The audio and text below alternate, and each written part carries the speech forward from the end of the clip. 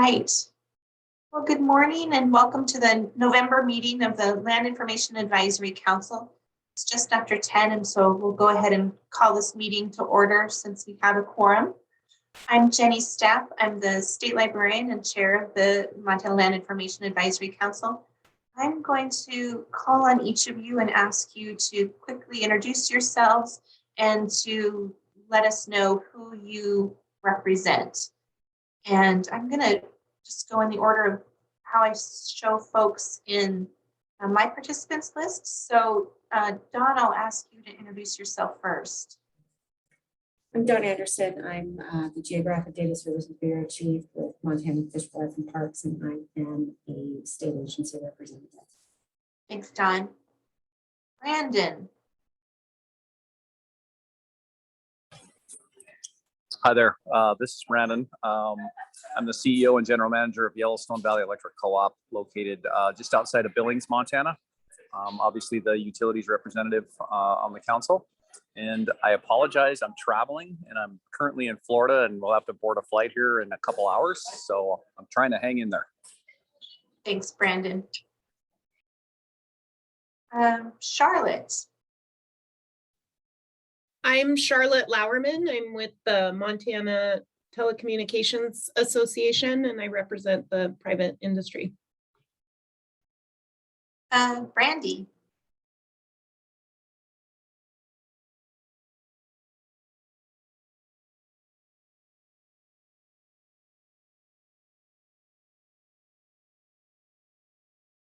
Brandy, if you're trying to speak, you're muted.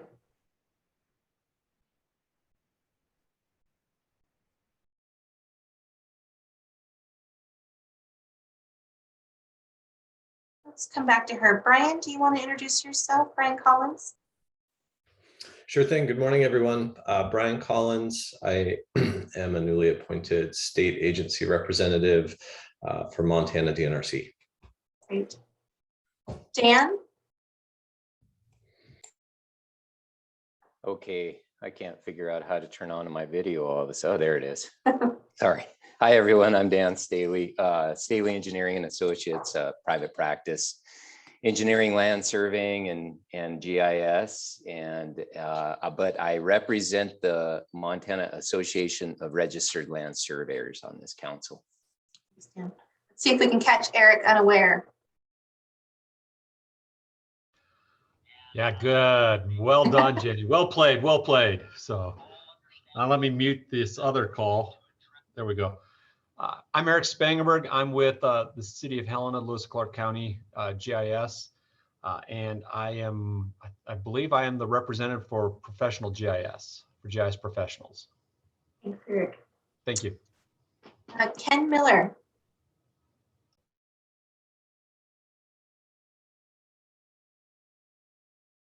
Ken, I see you posted them in the chat. Thanks for joining us. For those of you looking at the chat, Ken's from Ravalli County representing local governments. And Kevin Gilbertson, let me say. Hello, I'm the CIO for the state of Montana. Normally, the Chief Data Officer is my designee to this meeting, and he will be joining later, but happy to be here. Thanks, Kevin. And Kevin Loberg. Good morning. I'm Kevin Loberg. I represent the USDA NRCS. I'm the state GIS specialist for that organization. Glad to have you. Lee. Hi, I am Lee Mackholtz. I am the GIS manager for the city of Missoula, and I am a local government representative. And Matt Heller. Yes, Matt Heller, U.S. Fish and Wildlife Service with the Science Applications Program and located in Bozeman. And I am the U.S. Department of Interior rep, or one of two. And Mike Bosman. Hi, good morning, Mike Bosman. I'm the CIO at Montana Department of Transportation, and I'm one of the state agency representatives. And Valentine. Good morning, I'm Valentine Hoff at the University of Montana, representing the Montana University System. And Senator Gillespie, were you able to join us? Yes, I just got on. Butch Gillespie, Senate District 9. Thank you. So glad you could be with us, Senator. Did I miss any council representatives? Brandy, are you able to introduce yourself? Hi. Great. Yes, sorry, I was down in another meeting. So we're all multitasking. watch. Yeah. Hi, Brady Holstein. I'm the designee for the Department of Revenue. Did I miss any other council members? I'm going to ask staff to introduce themselves. And to start, Erin, why don't you introduce yourself? And if you would also introduce some of our new staff to the council. Absolutely. Good morning, everyone. I am Erin Fashway. I am the State GIS Coordinator. I staff this council. And today I would like to introduce to you some of our newly hired GIS staff at the State Library. So I'm hoping that Bob Cochran is on. Bob, are you on right now? There you go. Could you please turn on your camera? I apologize. I don't have a camera today. Oh, okay. We'll work on getting you a camera, Bob. Bob was hired as a GIS analyst, and he will be focusing on next gen 911 data efforts. And Bob, I don't know if you want to go ahead and introduce yourself, a little bit of a background.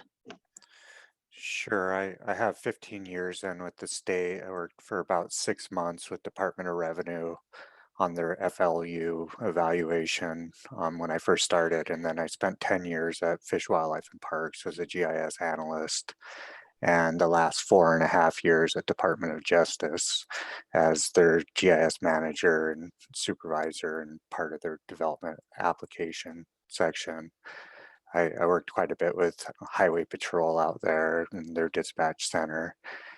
And I really enjoyed the work I did with them. And when the job came up for a 911, state 911 analyst at the state library, it sounded like a great opportunity. And I'm very happy to be on board here and looking forward to kicking off a big project work here.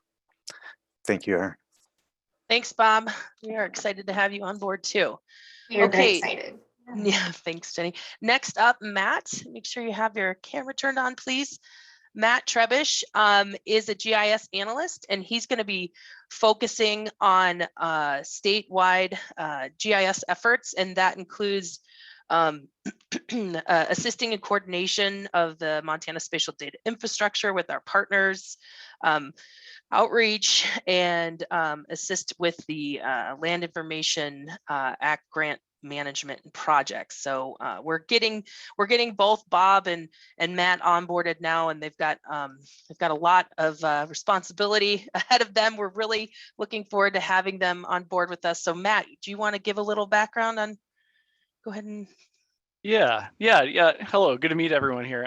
Matt Trebish. I've been working in local government with the city of Whitefish for the past almost 7 years, and I took this opportunity with the state library, and I'm really happy to be here. And before that, I've been working with in the public safety sector with a private group managing GIS projects there, and all sorts of other interesting projects before that with Montana State University and the USGS. But I'm really excited about the opportunities at the library and being able to serve Montanans and complete our missions here.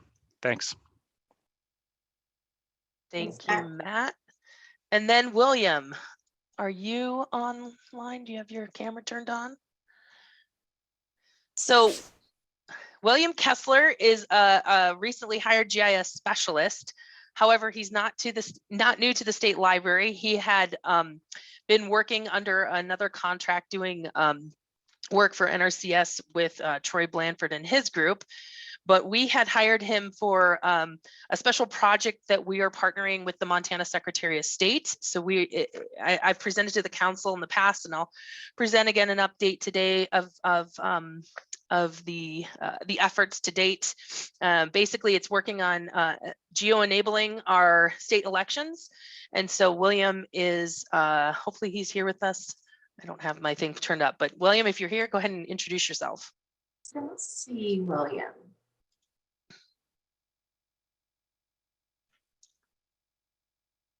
Okay, well, it's we're very excited to have all the new staff on board, and hopefully you'll get this be introduced to William in person or via Zoom in the future, and he can present on some of his work that he's done with the Geo-Enabled Elections Initiative. So we're done there. Jenny, if you want to start the other introductions. Yeah. Troy, will you introduce yourself? Yeah, my camera should be, there we go. Yeah, good morning to the council. Troy Blanford. I'm the GIS analyst leading our water information program, and I'll have an update for you a little later today. Thanks, Troy. And Jeff?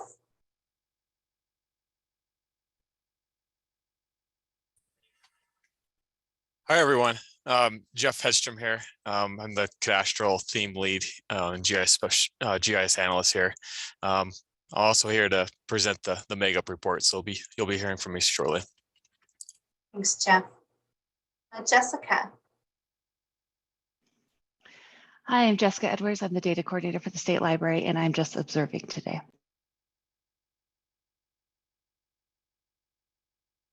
Who did I miss?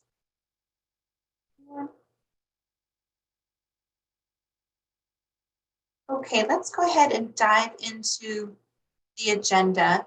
And I need to apologize. I have a hard stop just before noon. So we're going to try to get through a lot of information in a couple of hours and give you some time back. If the meeting runs long, I will hand things over to Aaron Bashaway to conduct the rest of the business. Just a heads up there. And then also under our MSD updates, we want to add an update about the real-time network and the progress that we're making there. So the first order of business is approval of some executive summaries from our previous business meetings. Those are linked in your agenda and your meeting materials. If the council's okay with it, I'll take a single motion to approve those executive summaries.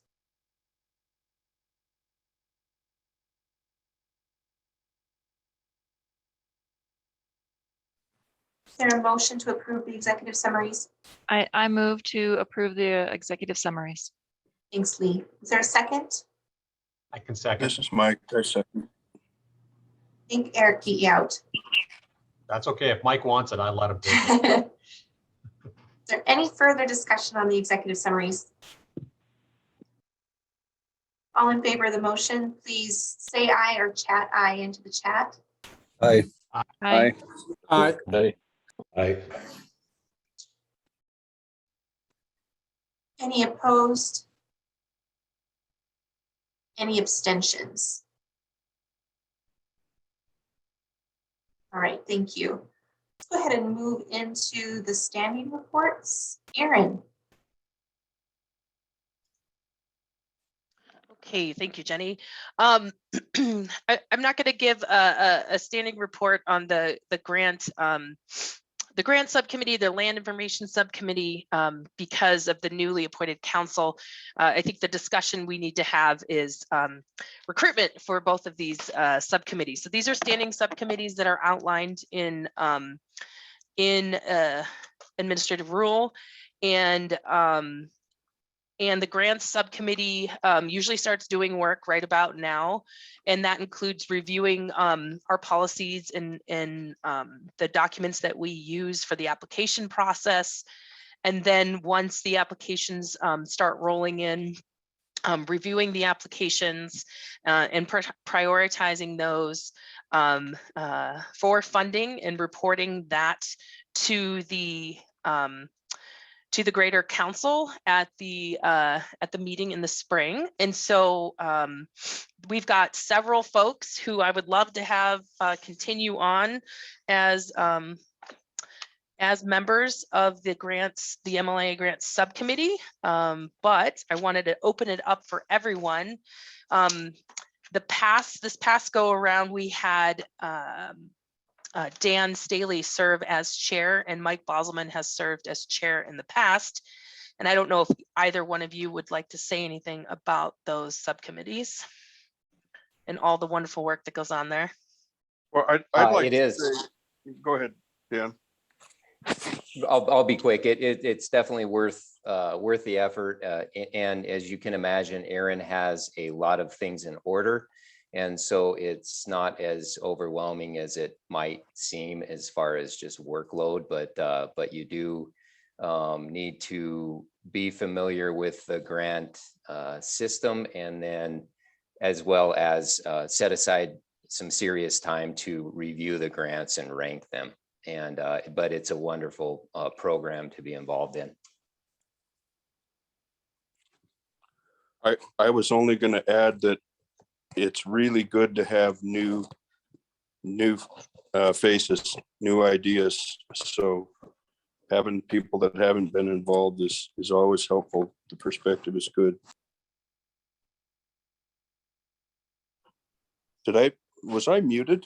Nope, we heard you. You're good, Mike. Okay, I'm sorry. Thanks. Thanks, Mike. So, go ahead, Mike. Oh, I was going to say, I'll offer to help, but I don't want to take away any opportunities from anyone else who wants to. I second that. I'm willing to be on it for another year, but absolutely would be fine with if there's a bunch of volunteers as well.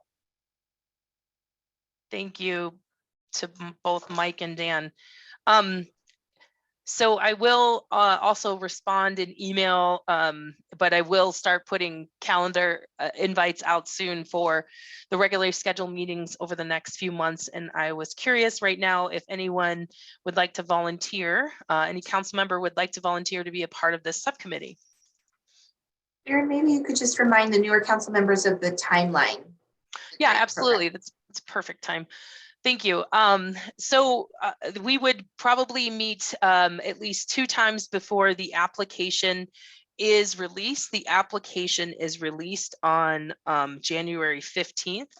Today, when the council takes action on the land information plan, the priorities have been set for the grant program through the land information plan. And so we will work internally, my team, to make sure the application is set up and ready. We'll start doing webinars or trainings to get our grantees notified about the announcement and interested in potentially getting a future grant project awarded to them. And so January 15th, everything opens up. It closes, January 15th, the grant opens, closes February 15th. We would meet probably once in between that time frame to finalize scoring. I think we have a pretty good process in place, so it'd just be taking a look at it, reviewing it, seeing if any updates need to be made. And then after that, there is a review period between the end of the grant time period, which is February 15th to March 1st, where we do an internal review. And if there's sections missing, we allow grantees to update their information. And so all that information would then be sent to all of the subcommittee members as soon as a grant has been submitted and deemed complete. So usually that's around probably between March 1st and the 5th, depending upon when the days fall in the week. And we would do one final check-in just to make sure there's no questions in between there, and try to have, depending upon the number of grants and and how the subcommittee is feeling about things, we'll set the pace according to everyone's schedules on how we score those. Typically, we try to do it all in one session. In the past, we've met in person. With COVID, we've met online, and I think it works well both ways. And so that would probably be done at the end of March, beginning of April. Like I said, depending upon the number of grants and the workload that's been submitted through the grant program. We would also provide a training on the tool that we would use to score these grants. Thanks, Aaron.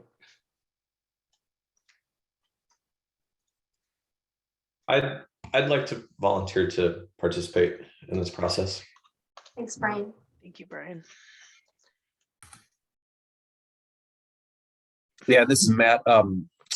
As some of you know, I've been on the grant subcommittee in the past, and like Mike and Dan, I'm happy to be on, but if some others want to take my place, that's fine too.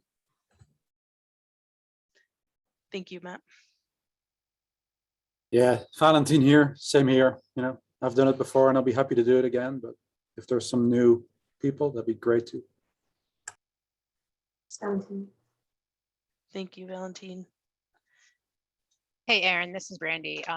I'd like to be on the committee as long as you don't see it as a conflict of interest with the PLSS stuff. Oh, you know, that's a good point, and I will talk to that. So we do occasionally, because we have folks from the private sector that do they will identify a grant project as a conflict of interest, and we have an ethics statement that everybody agrees to follow, and basically we just remove them from scoring that project. So usually we handle that quite well. We've been doing that for a while. So yeah, I see no problem there. Thank you, Brandy. I just wanted to witness to that's a was a concern when I first started serving on the committee as well, and that's handled very, very professionally, and those of us that do have a conflict of interest just don't rank those grants. We sit out on them and we don't even read them. Thank you, Dan. Okay, so I will also send an email out to those who weren't a part of the meeting, and if you're just thinking about it, that's perfectly fine. We invite you to join us in the process. I'll probably give you a drop dead date of when it's just going to be time for us to move forward and not accept new folks to the subcommittee, because we'll probably be in the middle of scoring. But moving on to the Land Information Plan Subcommittee. So this subcommittee would meet to discuss and review the land information plan. And in the past, we've done the past 2 years, we've done some working sessions, and I would see us incorporating that. But I think what would be nice is to have this subcommittee review the structure. I think that the strategic plan, once it is available for everyone to read and comment on and give feedback to, I think the strategic plan will start to inform the annual land information plan, and there will be future work to do. And so I could see that that subcommittee would help make those two working documents work well with each other. And then there's also talk, which we'll get into later, about land information subcommittee reporting.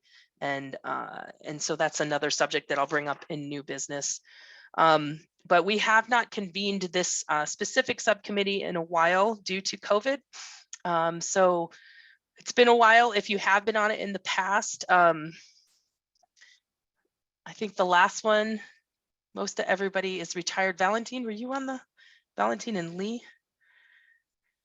I don't have it in front of me, but if anyone has been on the land information subcommittee as a part of this new council, if you want to speak up now about your experiences, that'd be great.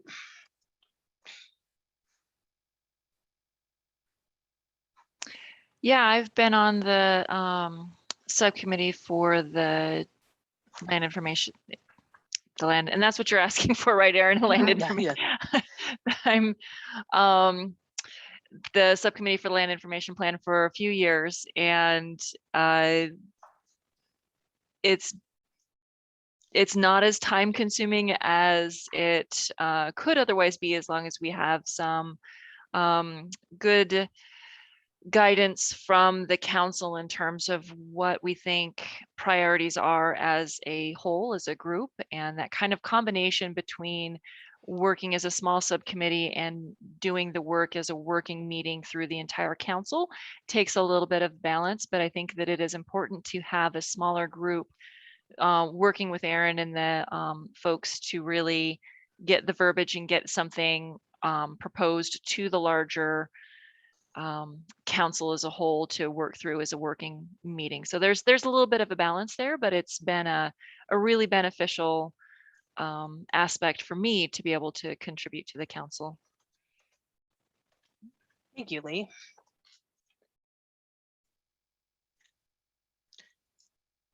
Lee, would you like to continue on that? Yes, I will. Thank you.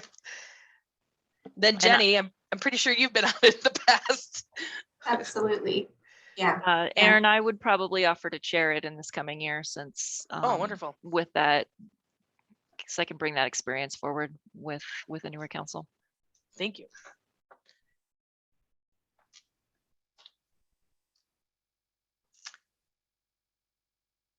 Anyone else? And we're really good at arm twisting. So if you're hesitant, or if you just want some time to think about it and have questions, be sure and let us know. Yeah, thank you. And I would envision once we have the strategic plan in place that we would come up with a schedule, but probably wouldn't meet for a few more months. Okay, thank you, Jenny. Thanks, Aaron. Jeff, glad to have you give the mega report.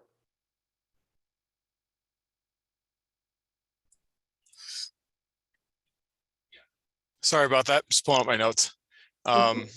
So hello again, everyone. I'm president this year for Makeup. I guess I'll just dive into our report. It's been a few months since the council has met, so we do have a lot to talk about. So in September, we held our annual strategic planning session. We had this as an in-person event up at the Double Arrow Lodges near Sealy Lake, where we collaborated together as a board. That event was a success, and we came away with a draft document of our upcoming work plan. And we just recently approved that work plan. So we have something to kind of work off for the next year. We are currently working on a salary survey analysis report, this was a survey that was conducted last spring. This was surveying Montana GIS professionals on various salary, demographic, and also questions about their employer. This is going to be a much more detailed report, and that's why you haven't really seen anything from us yet. So it is taking kind of a bit of time, and we took a break over the summer. And so we're hoping to have a final document out sometime early next year, hopefully by February. GIS Day was yesterday, so happy GIS Day, everyone. Billings hosted a in-person GIS Day event, and that was a success. That was headed by City of Billings, Michael Kruger with HDR. We held our annual web map contest, and that we awarded 3 very good web maps with cash prize. And Eric Spangenberg was actually #1 with his web map, the city Helena and Lewis and Clark County. So congrats there, Eric. Congratulations, that's awesome. We reinstated the local government SIG. They technically have met as a working group back in June. That was kind of spearheaded by Stephen J. So we kind of actually brought it in as a different framework as a SIG, so it's a special interest group under Makeup, and we appointed Tommy Lucius of Madison County as chair of that, so he'll report directly to the board. His first meeting is actually today at 2 o'clock via Zoom, so you're welcome to join that. I know there's a lot of local government folks on here. So Conference Planning Committee is in the midst of planning for the upcoming Big Sky GeoCon. That is slated to be April 4th through the 7th of next year in Missoula at the Holiday Inn downtown. So we are fully expecting to be in person by then. There may still be a hybrid component. That's one thing that the committee is still undecided on how that may look. But we are at least hoping to have those presentations recorded like last year. And the theme this year is Better Together. So I thought that was very fitting. I think that's about it, unless anyone has any questions for me. Thanks, Jeff. Any questions for Jeff? Yeah, I apologize for the lengthy report. It's been a long summer, so we've gotten a lot done. So glad to have you share. Yep, happy to be here too. The next item on the agenda is the first quarter Montana Land Information account financial report. This report's already gone through State Library Commission review and acceptance, so I'm presenting it here for your information. A couple of things I wanted to make note of within the account. Just a reminder for new council members that the dollars, the revenue that flow into the land information account come from that local government recordation fee, the document recordation fee that's charged when anybody files a document in their local county. The fee again was increased in this last legislative session from $1 to $2 per page. 50 cents of that revenue stays with the county where the fee is collected, and then $1.50 comes into this account to support GIS coordination and MSDI work in the grant program. So included in the financial report is the first quarter MLIA account balance.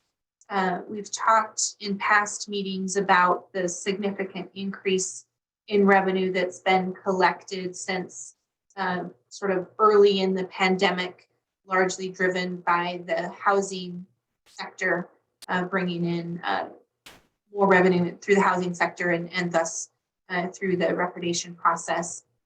And as a reminder, the legislature appropriated a little over $900,000 of this balance to support the real-time network that we'll talk about a little bit later in the agenda.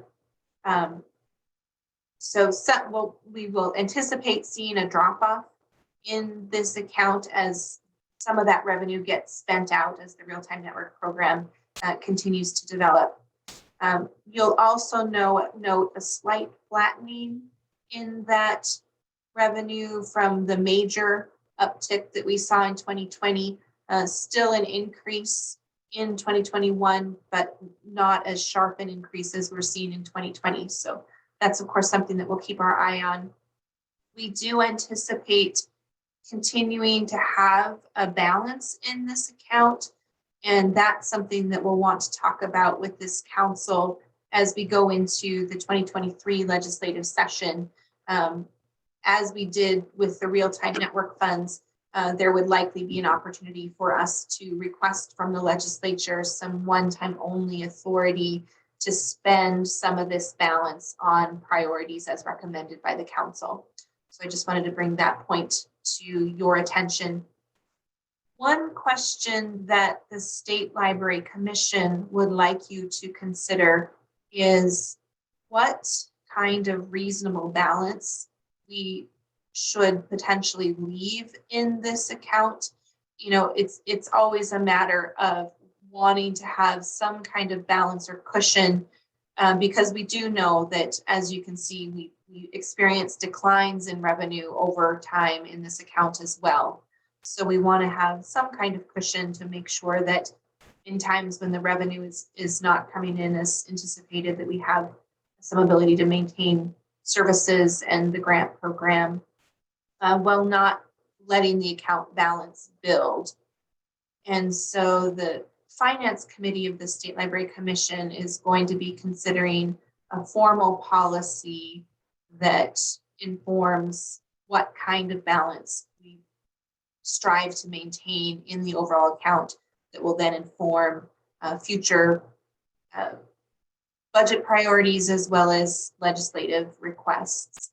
So for example, if we were going to keep a 6-month working account balance, that would equate to somewhere around $400,000 to $600,000 in the account, or a year's worth of revenue would be between $800,000 and $900,000, something like that.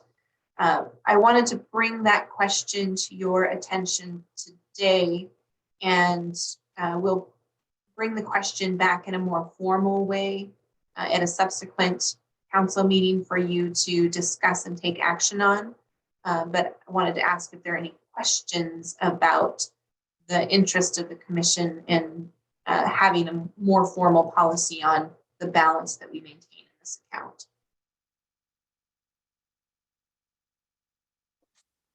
Jenny, this is Mike Bosleman. I'm first of all, I'm not an accountant, but do some of the rules apply for maximum amounts that can be maintained in this fund? Is this a proprietary fund? Is that how it's treated? It's a state special revenue fund. Okay, so maybe. So to my knowledge, there are no rules about a maximum amount. Okay, that was really my question. So it really is about what's most prudent for the fund and the programs it supports. Thanks. Yeah, exactly right. We obviously, these are fees that people are paying. We want to put the money to the best possible use, also leaving ourselves some kind of assurance that we have the ability to maintain operations.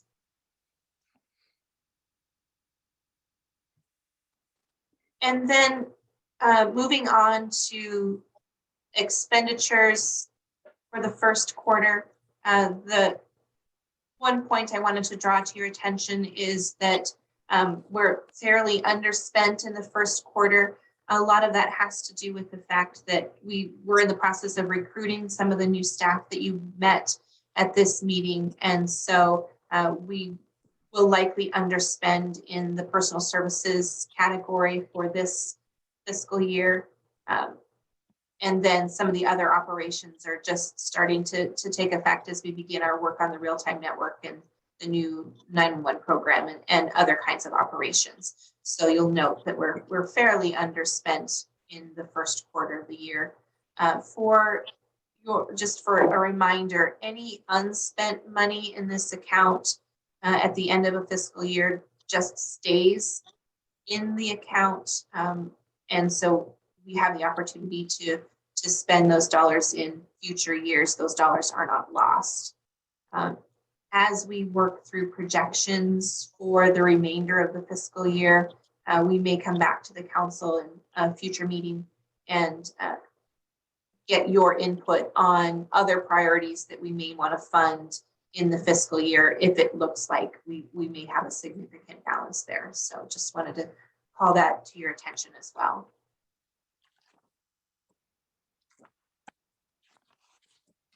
Are there any other questions about the financial report?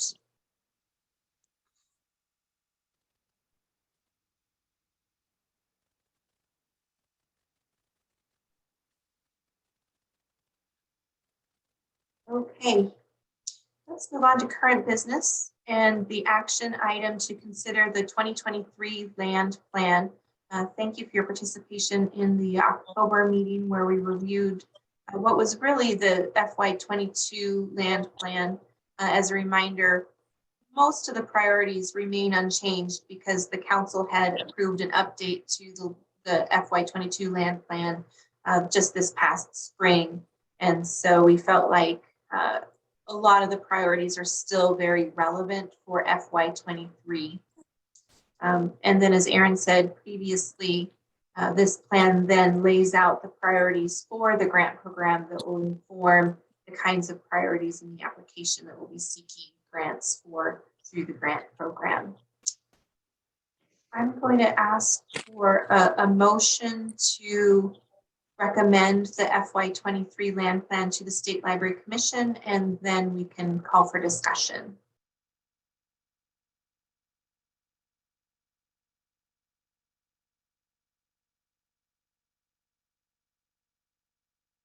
Is there a motion to recommend the FY23 land information plan?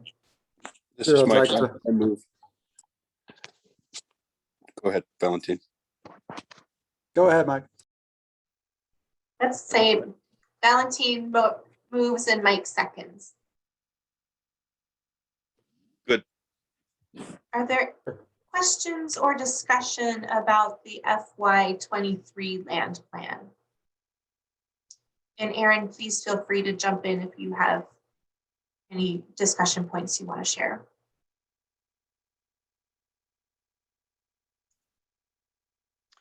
I'm going to pull it up, and I'm also going, for those of you working on computers and maybe on your phone, I'm going to just drop it. I dropped it twice into the chat. So let me share my screen. screen. Okay. Can folks see my screen? Yep. Okay. A lot of you, about half of you are pretty familiar with the land information plan. In fact, it was just recently modified this past May. And so we took the approach a few years ago to trying to stick to like a 2-year model, even though we have to have an annual land plan. So this is more or less a refresh of the land information plan. So I just wanted to point out just the major pieces. I know you've all read it at this point, but we've got the one things I want you to, I guess, to really dive into, or, you know, if there are discussion, are the priority areas. We've got so it starts on page 10. So that's the land information priorities. We have the priorities of the council. And those are the things that the council tries to work on throughout the year or throughout your appointment timeframe. And then the priorities for grants. So this is kind of where the time crunch begins. With some of our workflows, is this has to be set in order for us to open up the grant program. We really didn't make any major changes here. We still consider these tier 1 priorities as major priorities of the data collection efforts for the Montana spatial data infrastructure. So the first one still being the support of next generation 911. Those 3 data MSDI layers that are needed to support this. The primary layers are boundaries, addresses, and road center lines. The second priority is the support of just the improvement of cadastral and administrative boundaries. And so the improvement of cadastral really lies within the data process of collecting new survey control to more accurately spatially tie our representation of the PLSS, the Public Land Survey System, and tax parcels to the ground. And then also digitization and dissemination of documents related to PLSS corners. So for those of you that are familiar with that, those are like corner records and other types of land record documents such as that. And then just the digitization or creation of administrative boundaries. There are many different administrative boundaries that are needed to support many efforts in state and local government. And finally, the last tier is the integration of GIS into planning and preparation for Geo-Enabled elections. So similar to Next Gen 911, at the Next Gen 911 initiative, the Geo-Enabled elections initiative also uses boundaries and addresses. And so we have been working with local governments and with the Secretary of State's office to be sure that we're only implementing one statewide address layer, that the information is coming from the addressing authority at the local government. It's being used by everyone within the local government and then federated to the state. And then the state is using one authoritative addressing layer based on the NENA Next Gen 911 standard. And then again, that second bullet there is basically making sure we have the information and the administrative boundaries to create those election boundaries that have essentially are the precincts and what are called precinct splits that are needed and essential for Geo-Enabled elections. Now, these priorities, they're considered tier 1. They are not, we don't rank these higher than another. So being Next Gen 911 being listed first, that there is no order there. But there is an order in the tier 1 and the tier 2, because the tier 1 is promoting these spatial data infrastructure and statewide layers, which is one of the pillars of the Land Information Act itself, is to create statewide data sets. And then, but there are a lot of other smaller projects that will be extremely beneficial to eligible grantees, and those eligible grantees are tribal entities and governments, local government. So that's city, county, regional, and then also state government and universities. And so those include planning, development of base geographic data layers that are more tied to local government rather than a statewide layer, one of those being infrastructure such as water and sewer. And then support, just basic GIS support for public safety, emergency management, disaster emergency service operations, and community resilience planning, which we've seen most of these occur in the past few years in Montana. And so making sure that local governments have access to funds to create a GIS to support these types of efforts. And then following that are the MSDI priorities, and that would be the theme specific priorities. We have general priorities, what we all try to attain as theme leads, and then theme specific priorities. And these are organized by how they are stewarded. And so the steward is the agency or the entity that is managing the data set. And so the first several, I think 9, are stewarded by the state library, and then the final 4, so the first 11 are stewarded by the state library. The final 4 are stewarded outside of the state library. So I just wanted to draw attention to that. I did just see Jenny, I did just see a typo. This off-cycle grant program, I think we can just remove that. That got left in from last year. That makes sense. But yeah, but those are the areas that I just wanted to highlight and maybe explain to the new folks who are new to the council. Does anyone have any questions? Yeah, this is Kevin Gilbertson. Being newer, a couple of things. One, is there any need to have more emphasis on priority of supporting state agencies as integration of geographic data becomes more and more important into their core systems? And then 2, I'm not sure whether it's financial or technical. Obviously, being vendor locked to Esri causes some issues, specifically in the last procurement cycle, where we were unable to negotiate effectively with them. Is there any consideration of alternative technologies? Not that we need to go there, but at least having the ability to make a move where it become untenable from a financial perspective. So I don't know where that falls and whether or not those even belong within here, but I thought I'd ask the question. In terms of support for state agencies, one of the things I think is critical and relates to the priority that Aaron mentioned about having an address standard. All state agencies maintain some kind of address data for their constituents and stakeholders. And I know it's a high priority for you and for Adam Carpenter to have those kinds of data sets maintained in a standardized way. And so I know the Secretary of State and State Library and Adam have expressed intent to work together to come up with that address standard. And then there'll be a need to make sure that we're educating agencies about the standard and aligning their workflows and business processes to that address standard. And there are other kinds of standardized data sets that we maintain that other agencies make use of. I think the use of cadastral data is pretty ubiquitous across state government. I think that's a great model for how we can maintain and support access to those kinds of data standards and the web services that drive the data sets. And we do have a GIS managers working group that meets on a regular basis.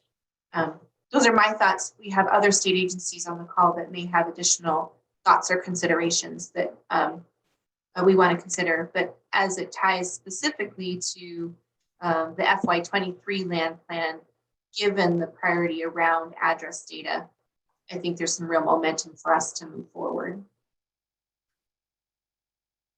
Okay, thank you.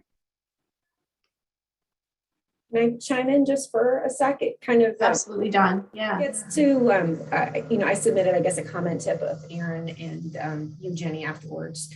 And I think it might kind of get to Kevin's comment as well. And I don't think it would be, you know, we can't do it in time for this land plan, but perhaps for the next one, where we have some type of a report out on what's been accomplished over the last year, so that we can maybe have a discussion around additional priorities, because the land plan has looked relatively the same with a lot of those same priorities. It's really hard to tell what work has been done, like on, say, something like addressing, and maybe open up that discussion to others to say, you know, might there be another priority data set that state agencies, you know, in particular, might need to have some focus on, that might be an NMSDI layer. So I think there's some opportunity there to maybe open up that discussion around priorities and how we can integrate some type of metrics or update in the land plan, so that it's apparent to council members what has been accomplished and what's yet to be done. Thanks. Great points, Dawn, and hope other council members will have similar interests and have some thoughts about a kind of a reporting subcommittee to help us shape what some of that reporting looks like. Other questions or discussion? Can we circle back to the vendor lock potential issue? Is that anything worth talking about here, or is that a separate topic altogether? You know, we try to be as vendor neutral, even though Esri is a national, gosh, I would say highly used software product. And I have not polled local government, but I would say most local and tribal government are using that software for GIS, and states had a contract in place for 10 years now. There are there's the local government information model that was created by Esri to, we've adopted that. But other than that, we try to steer clear of naming specific software vendors in these efforts. But I think it could be a separate conversation, perhaps with the managers, the state managers forum. In regards to, you know, integrating GIS into state business practices, if a state agency wanted to create some data layers there, and it wasn't part of something existing, I think that perhaps the tier 2 priority could serve as in that effort. Jenny, what do you think about the development of base geographic data layers that are standardized? This number 2, it says to support local information needs, but we don't have to limit it to local, because we would accept a tribal under this priority as well.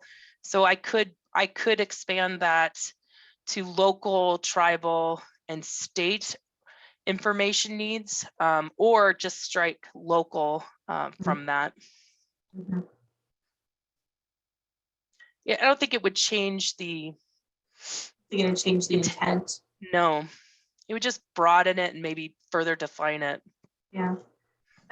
Kevin, we can probably talk a little bit more about this offline too, but I think it was at the May meeting, some staff from the Department of Public Health came to the council to talk about their needs around public health data. And I think some of what they expressed to us, you know, I think the open question that they asked was, should health data be considered a spatial data infrastructure? And I think the discussion that was had was around the fact that so much of what they would consider health-related data exists in other data sets, like the location of healthcare facilities that might already be managed through the structures data set and some of the boundaries data that Aaron spoke to, et cetera. So I think it's sort of thinking about what the context of the use of the data and making sure that we're making use of the data that already exists, improving the data that already exists to meet those needs, rather than trying to think about health data as a separate need in and of itself. Does that make sense? Yeah. This is Mike, and I wholeheartedly agree with the vendor lock question, though, Kevin. And I don't know that it's a land council issue, but it's something. And I think Jenny talked about the managers forum. That might be where that's addressed, because I feel like we're all kind of locked into Esri, and there's more and more alternatives every day out there. So I'd sure be open to having that conversation to insert some competitiveness into how we do business. Yeah, and that's all. I mean, if that's the better forum, that's great. I mean, just the having the conversation is all I was really looking for. And we do have the next week is the subgroup, the Enterprise IT Financial Working Group. Esri subgroup, that is a mouthful. But Don and Mike sit on that. And I think April will be attending, Kevin, but highly, if you want to have that conversation, I think now is definitely the time, because we're going to start talking renegotiations. Okay, that would be great. Okay, I'll make sure it's on your calendar. Thank you. Thank you. Thanks for the questions, Kevin. Is there other council discussion around the 23 land plan? This is Brandy. I just like to say that I would support taking out local there. I think that could open it up to a lot more things. Instead of us as Department of Revenue, we just turn straight to the library, because instead of coming to the council, I think that could maybe open things up and just more people are coming to the council instead of just hitting up just the library or not seeing them as interchangeable. I think that would be very helpful and benefit multiple organizations, and we could stop repeating the same efforts that some of us are doing. Like, I know, for example, my director has started looking at getting oblique imagery. I'm like, hey, there's LiDAR. Like, we don't need to pay for oblique. So I think the more it can open it up, the better. Thanks, Brandy. So Valentine and Mike, are you open to a friendly amendment to remove local from the motion to approve the land plan? Yes. Yes. Is there any other discussion?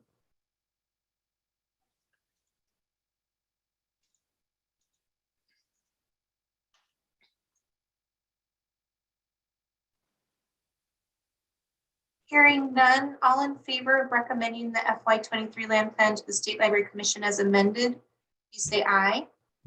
Aye. Aye. Aye. Aye. Aye. Aye. Is there any opposed?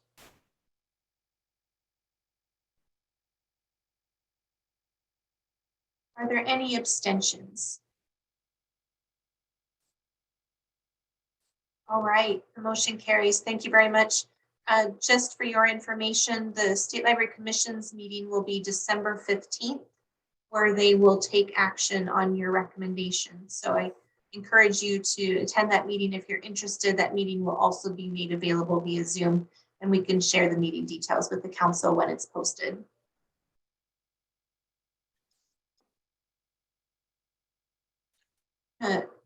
Move on to you, Aaron, for an update on Geo-Enabled elections. Okay, thank you. Unfortunately, I didn't have it. Stuart and I couldn't get our calendars to align to today, but I wanted to give you an update to date of what we've been working on with the team. So the National States Geographic Information Council which is made up of state GIOs and state GIS coordinators. I sit on the council to represent the state of Montana. The council we've sent council members. Everyone on the council is eligible to be a member, and we will open up that membership for the new council members here soon. I highly recommend it.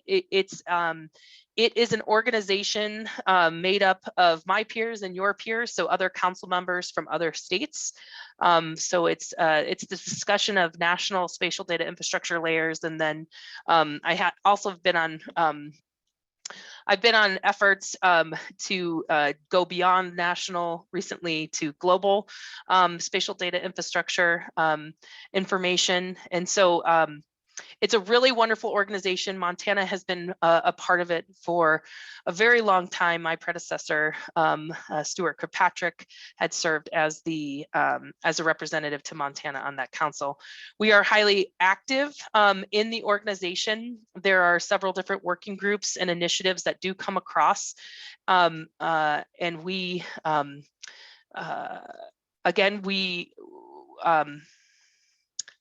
would encourage all council members to become a part of NSGIC.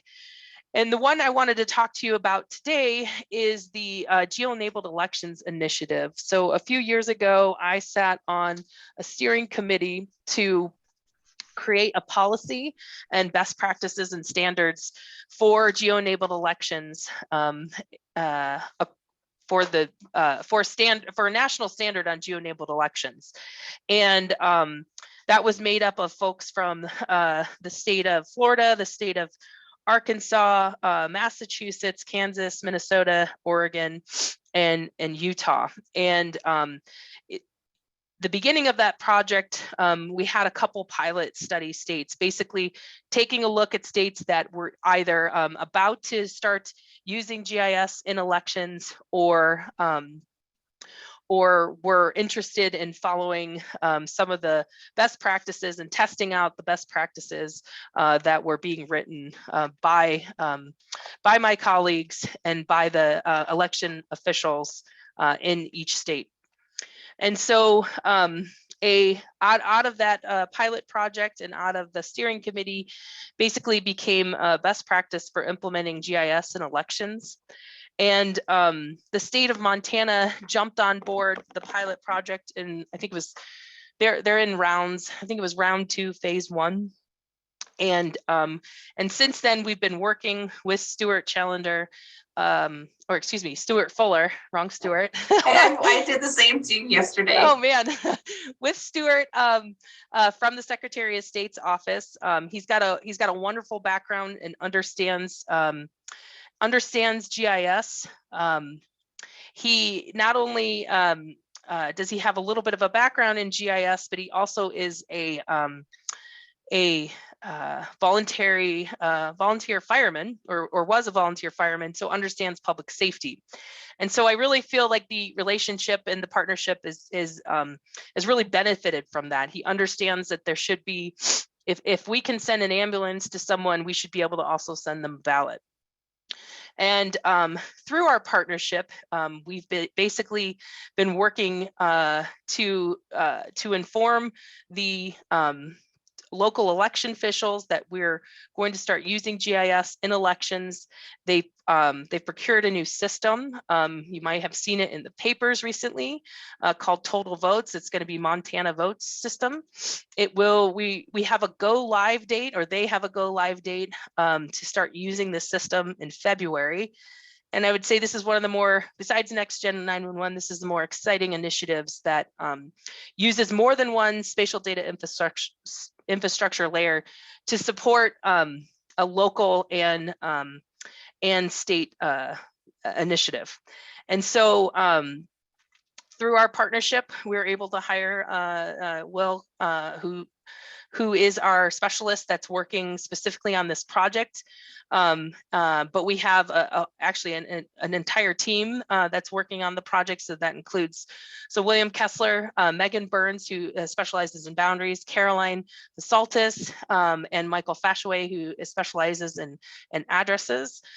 We've been working to make sure that the information that we're receiving from local governments, we're federating it, putting it into the statewide standard, and then feeding it into the election system. So it's a very exciting process. Right now, we have a total of 22 out of the 56 counties, precincts, 100% coverage for 22 counties. Luckily, in order to go live, we don't need 100% coverage. We just need a layer. If there is a layer available, we need it to match, basically be defined in the correct standard and precinct. We've done a lot of learning. It's in order to support the statewide voting districts layer, the precincts layer, and the precinct splits, you actually need to have a fully comprehensive administrative boundaries framework, which we are in the process of trying to figure out how we get there the quickest way. Some of the layers that we don't have digitized yet, one example of that would be an irrigation district. So any kind of administrative boundary that has an election tied to it. But Megan and the team have been working hard to gather that information from local governments. If it's not available, we're taking paper maps with drawings on them. We're taking legal descriptions and putting that and then digitizing that and putting it into the GIS. So it's a lot of work. Let's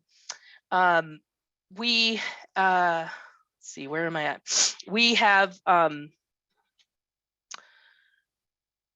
so we have the go live date in February. We're trying to get as many districts in as soon as we possibly can.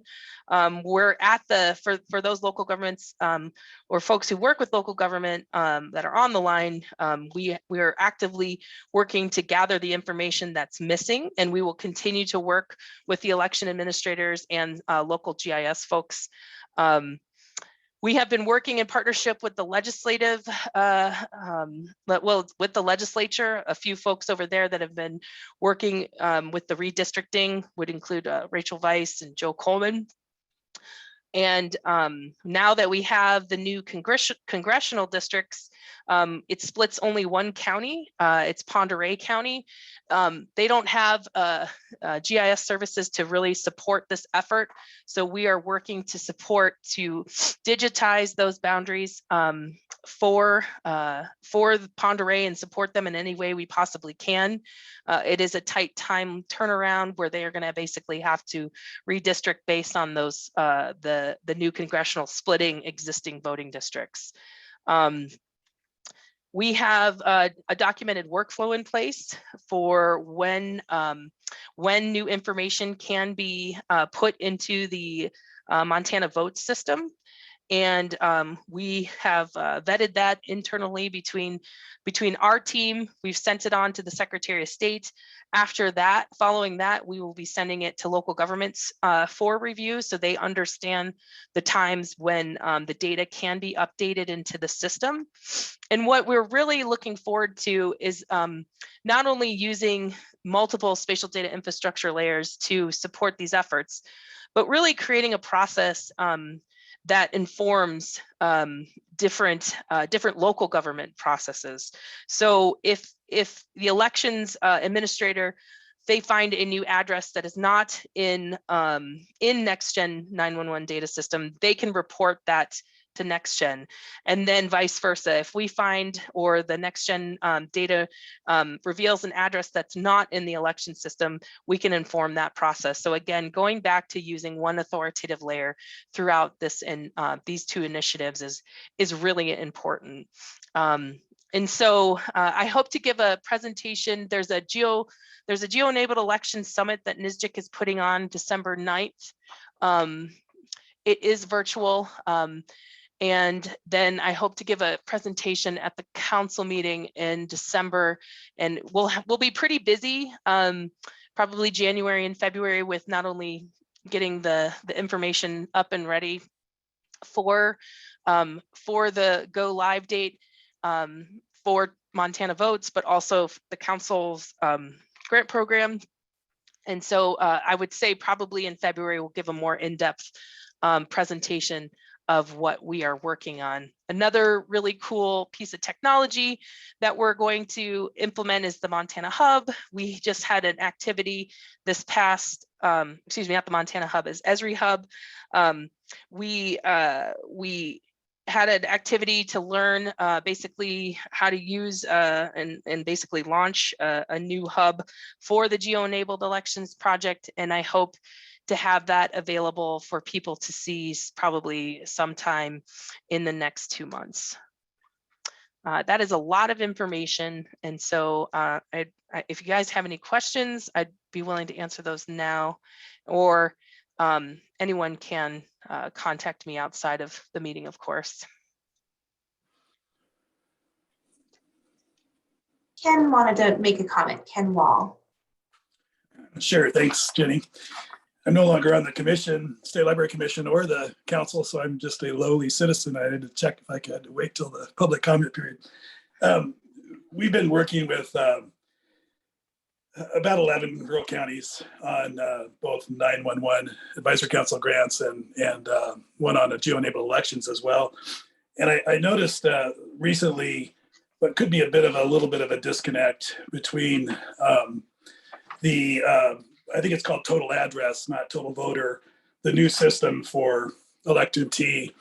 And then, of course, we've already talked earlier about the standard that is mentioned in the land plan is the NINA standards, which are a bit of a moving target. I sit on 5 of those NINA committees, and so we meet every week for an hour and a half and argue about commas and semicolons and other things that, as well as substantive comments as well. But I had just a brief look at the ElectMT interface the other day, and most people, the next gen data model is a standard, and although it's going to change with different versions over time, and there is a stewardship document, sort of a best practices document coming out for public review sometime early next year. But they basically have a very defined process for local addressing, and there's some difference in terminology between that and the total address that I saw, the prototype, or I don't know if it's too late to influence that. But for example, just a brief example, things like street prefix in the data model for next gen is where the pre-directionals are in the legacy addresses in MT votes. And so the terminology is different for the basic components that you use to make an address. So it'd be nice if, since we operate with these rural governments, more than half our governments in Montana, such as Ponderay that Aaron just mentioned, don't have anybody with any GIS capabilities yet. So they rely on the state library and others to help that process. But it's better if they have just one database, in my opinion, to maintain. And we've been trying really hard so that they don't have to, when they change an address, to maintain it in 2 different structures. And right now there's potential for that to happen.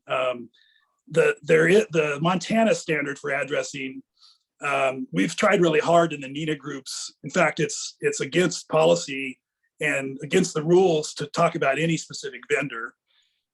So we have been very careful in those meetings to make it vendor neutral. But still, even the basic terminology of a legacy address, such as street type pre-directionals, et cetera, would help people if they're the same, because right now there's a conflict between the two in some situations, and it seems like it could be resolved before it gets too much into implementation. So that's all I had. Thanks, Ken. So Michael is on the line, and I will let him talk to the point about addressing in the workflow for ElectMT. Michael. Hi, everyone. Yeah, so there is certainly some differences in terminology and everything. And elections does want or need to use the kind of more traditional abbreviated, for lack of a better term, USPS style address formatting, versus, kind of the next generation 911 standards all require those address components to be fully spelled out, and within the database they kind of fully parse out each individual component. So there is some differences there. I think we should be able to handle that within the workflow on the back end, and my hope is that it'll all be kind of seamless from an elections perspective. Obviously, the folks that are maintaining the actual GIS address data hopefully will be a little bit more familiar with the different terminology and kind of nuances to how different parts of the address might be referred to in different data models and address standards. But since they shouldn't be using total address as a mechanism for maintaining address data in terms of the actual GIS address data, my hope is that it'll all be kind of in the background for them, and that they can use whatever data model they're using, ideally, or I would advocate for the next gen GIS data model, and then as part of the workflow with the state, the differences in schema and everything can be kind of handled as part of the overall workflow, if that makes sense.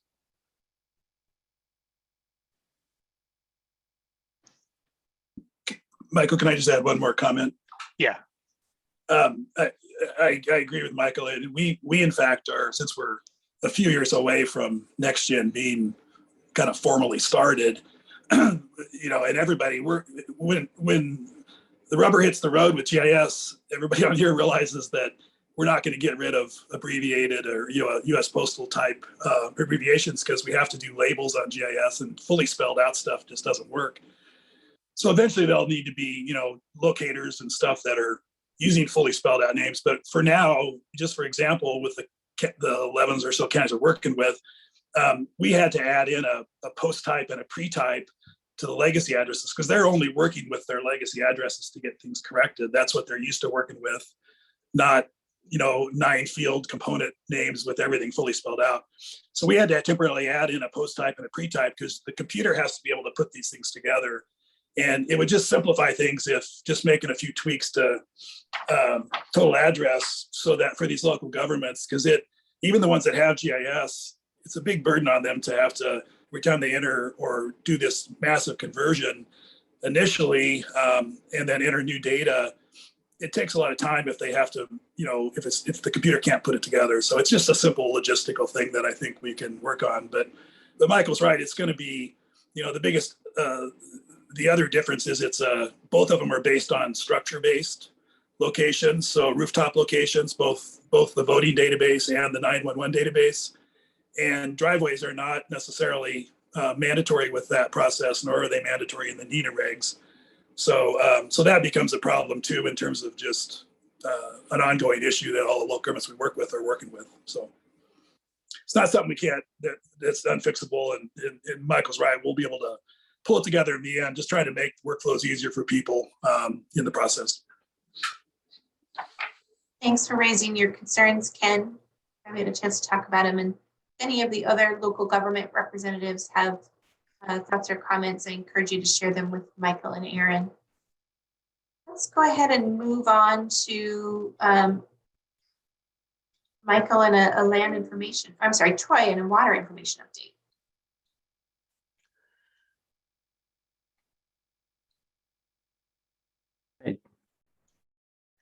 Troy, I'm gonna share my slides for you. Okay. Okay, yeah, perfect. I bring it up too. Mine are about halfway down. All right, can you, Yeah, there we go. okay, let me jump to the right ones. Okay. All right, yeah, so hello again to the council. My name's Troy Blanford. I'm the water information lead with the state library. And while I'm doing the talking today, but know that the work here is there's a lot of other staff involved. Megan Burns is the main other staff that's in water information. And then we also get assistance from some of the GIS specialists and technicians, Pat Jackson, Caroline Saltis, Nate Wold, and at least previously, William Kessler, who you've heard has moved into the Geo-Enabled elections position. So next slide.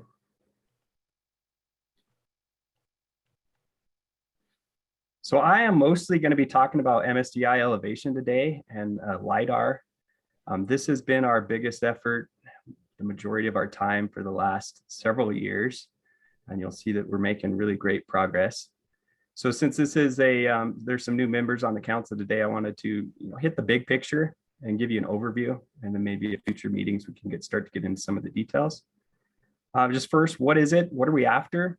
So this is going to be a statewide high resolution, so 1 meter resolution, high accuracy. Elevations are going to be accurate to less than a foot, and I put a foot there. But the specification is actually a root mean squared error of 4 inches. So it's absolutely phenomenal stuff. The accuracy there is in the 10 6-inch range for just about everywhere that it's collected.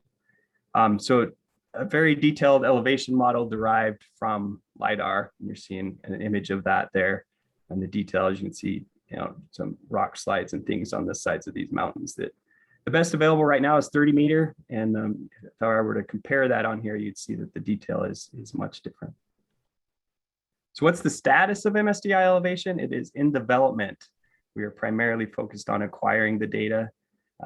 We published the state LiDAR plan in 2019, and that's basically a 5-year plan to try to get the state done. So LiDAR for the entire state. I've presented the Montana LiDAR inventory during past meetings, so I'm not going to jump into that today.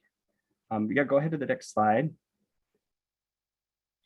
So here's the exciting news for the day. We just heard heard about this week. So our latest proposal to the USGS 3D elevation program has been awarded. It's going to be 22,548 square miles will be flown next year. So either next spring or next fall. That data will then be available late the following year. So it's one thing to keep in mind with these collections, they do take a long time. So it'll kick off next year, but we really won't have the data until late in 2023, early 2024. You see the estimated project cost there. And I want to recognize a number of members on this council who are funding partners. The Natural Resources Conservation Service, Kevin and Alex with NRCS, Bureau of Land Management, United States Forest Service, and then Matt Heller with the U.S. Fish and Wildlife Service. So big thanks to you folks for helping make this happen. It's those partner contributions that come in and showing that coordination that really make this happen. So thank you. Next slide. I've presented this dashboard that you see there on the right at past meetings. And what I did for you today was look through our database of LiDAR uses. So anytime someone requests LiDAR or they go out to the LiDAR or go out to our online application to view LiDAR, we have them submit a survey. And I'm showing you some of those results of that survey. And I've tried to pick out particular agencies here that I know are on the council to really help this stand out. So you see a list there. These are people who have requested the data and they filled out the survey and this is what they're using it for. So you see it's very far reaching, many different uses. We get state use, federal use, tribal, large gamut there. All right, go ahead. So what's going on with MSDI elevation? Well, you saw that what we're mainly after right now is getting the data, the acquisition planning. So what are the accomplishments? And by accomplishments, I mean either recently or happening right now. So continued implementation of the Montana LiDAR plan, continue to build our repository. So the state library is going to be the repository for LiDAR collected across the state. So continuing to build that repository. And then with LiDAR, it's really the derived products that you're after. That's what folks can use. So it starts as all these hundreds of thousands of points, and you got to convert those into some kind of image or raster that GIS folks can work with. So the core LiDAR derived products that we're committed to is a hillshade, a bare earth digital elevation model, a digital surface model. So that digital surface model includes trees, buildings, everything on top of that surface. And then most recently, we've been working on a canopy height model. That's the difference between the bare earth and the surface model. So that'll give you heights. So heights of trees, heights of buildings, etc. And then the intensity, that's essentially a black and white imagery showing how strong the signal returning to the LiDAR sensor is. Things like water will absorb energy, and so they appear very dark, whereas a building will reflect energy and appear very bright. So it's kind of how that's used. So before June here, July type time frame, we'll be updating a state LiDAR plan. Obviously, there's a lot going on. We've jumped from about 30% LiDAR coverage when the LiDAR plan was first published to now if we count what's coming up, we've got 80% of the state in the hopper. So big strides there that need to update the LiDAR plan. Looking ahead to next fiscal year, this is what's in the land plan that you guys just looked at and approved.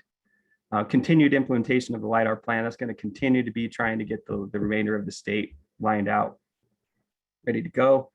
And then continuing to build our LiDAR collection. Continue when we hear about LiDAR that's been collected, storing that at the library, making it available. And then everything that we have coming in from the 3DEP USGS program, we've got to create these LiDAR derived products that we're also storing and making available by download and also viewing. So next slide. Can't talk about elevation without mentioning hydrography. So for just simply put, water flows downhill. So elevation can describe where hydrography lands, where water accumulates, which way water flows. That's all defined by elevation. So you can see why they're so closely tied together here between elevation and hydro. So what's the Msci Hydrography? This is the digital representation of the state's rivers, streams, canals, ditches, waterfalls, springs, all the surface water features. The status, compared to the LiDAR, where LiDAR, it's really about getting the data. The hydrography data set's complete statewide, but it needs a ton of upkeep. So, water's very dynamic, rivers are changing all the time. So it's hard to keep up. And looking at my image there, someone using this data, the first thing they're going to do is they're going to want to put it on top of imagery. And when they see that it's not aligned, they're going to lose some confidence there. So constant upkeep there with the hydrography data set. You see a list of uses there. How do we make the data available? We have web services, downloadable data, online viewer, printed maps, digital atlas, digital bundler, a lot of ways to get the hydro data. Next slide. What's going on with hydro? Pleased to report that we've completed the backlog of hundreds of edits that were in our hydrography edit request viewer. That application is the screenshot there is that application. It's an online application that allows people to come in and mark up where revisions are needed. And we've got caught up on that. We've also been supporting the national development of the NHD Plus high resolution. That's an integration of the NHD, the WBD, the elevation data set to create these value-added products. So maybe a good example there is it assigns mean annual flow to every flow line. So you get flow direction and flow accumulation, those things that you can get from elevation are then assigned to the NHD flow lines. The Montana's part of that was to make sure that the data was ready for it. So there's things like broken networks where a stream doesn't connect up to, say its tributary, doesn't connect up. Those all have to be connected up. And so there was a number of those edits that we had to do in preparation for the NHD Plus. And then with the edit request viewer, this next year, we'll be transitioning to use the USGS's new NHD markup tool. So they've developed a tool that's pretty similar to ours. We think it's important to migrate away from ours and use that national one. I know it's promoted within the federal agencies, so we think it'd be wise to get all the edits being tracked and stored in the same place. So next slide. MSDI watershed boundaries. What are watershed boundaries? These define the areal extent of surface water drainage to a point. They're important because they define study areas for water resources and conservation. You see the data access there, very similar to Hydrography Web Services, downloadable data online viewer. You can get it through our digital bundler. You can get it through our digital atlas.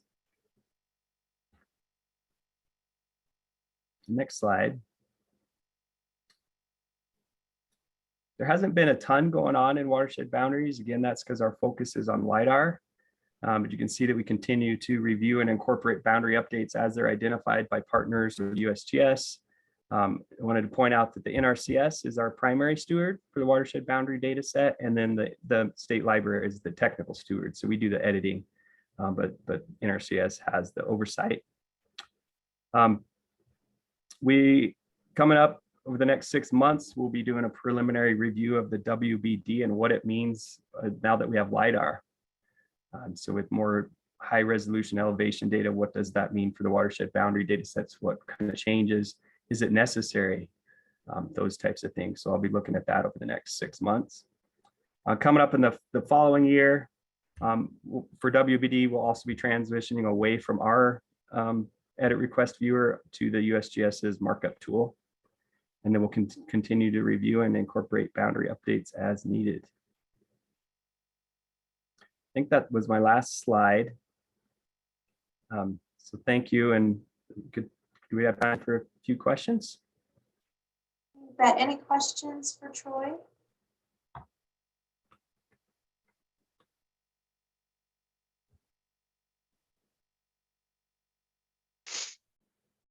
Troy, could you send the link to the USGS markup tool out to the group, please? I will, yes. Thank you.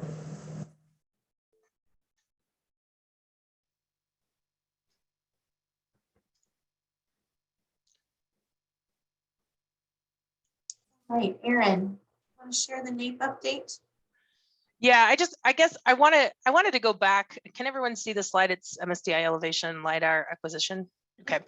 I guess I wanted to congratulate the team, because when we first started this project, you know, when we learned about the 3-DEP program and the requirements, it seemed a little impossible for Western states. You know, we have such large land masses, a lot of public land ownership, and not a large tax base. And so in 2017, at a NSGIC conference, I was working with a colleague from Utah, and he said, just go for it. Just apply to the 3-DEP program, because we just didn't have the funding to put towards the partnerships. And so we joined, Troy and I joined the NSGIC group to create LiDAR plans. And this was all done in coordination with the USGS, because the USGS was working with NSGIC to encourage more projects. And so we were able to get that published. I think it was 2019 is what the slide said earlier. And since then, we've just been able to really take advantage of federal dollars, and without the work and coordination of Troy and, you know, the technical work of the team, and then all the partners that come to our working group meetings, we just wouldn't be where we are today. So I think this is really fantastic. Troy, I do believe you said we're 80% complete, which feels like, you know, 5 years ago we didn't think in any way we would ever be able to reach this, because I think the total partnership was needed, or the total cost of LiDAR was like 80 million when we first started this project. It has gotten more affordable over the years, but I just really, if we were in person, I'd say let's give him a round of applause. But I really appreciate all the work that he's done on this. Thanks, Erin. Hear, hear. Okay.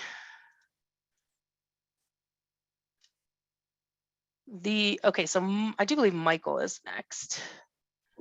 You're right. Sorry, Michael, I didn't mean to skip you.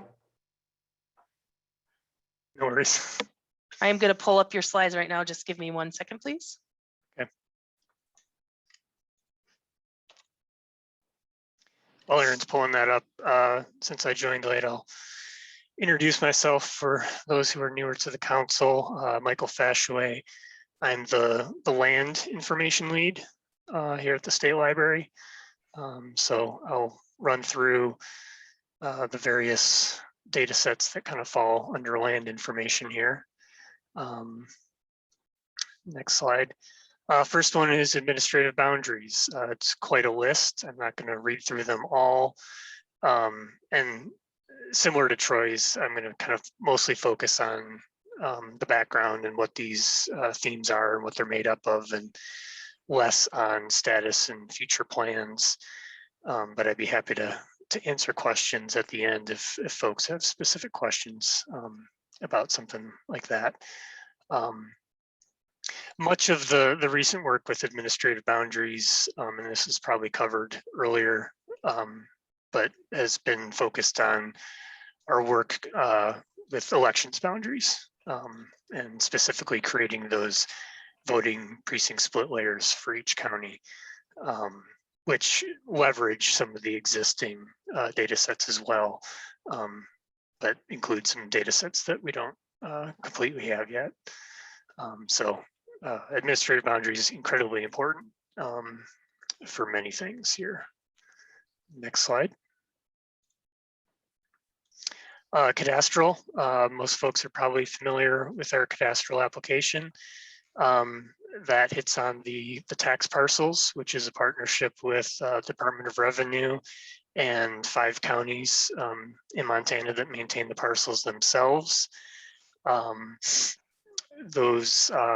data set's updated monthly, and it's worth noting that the cadastral application itself, all the information that you see when you click on a parcel on the property record card, that's updated daily.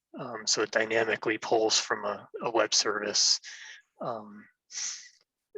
The parcel downloads and data sets themselves that we host on our FTP site are updated monthly.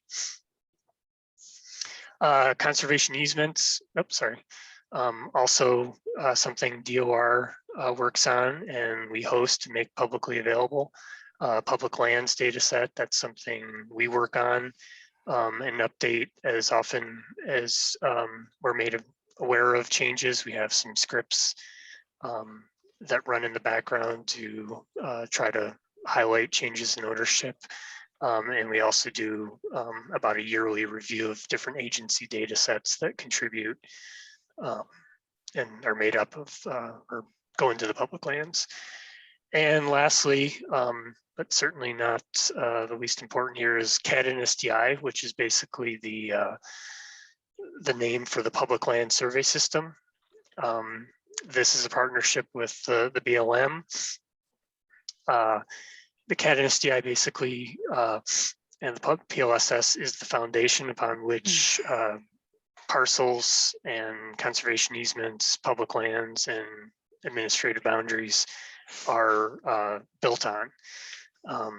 So it's incredibly important if you see that there's issues in alignment with tax parcels, for example, chances are that's because the CAD and SDI has alignment issues with what's actually out on the ground.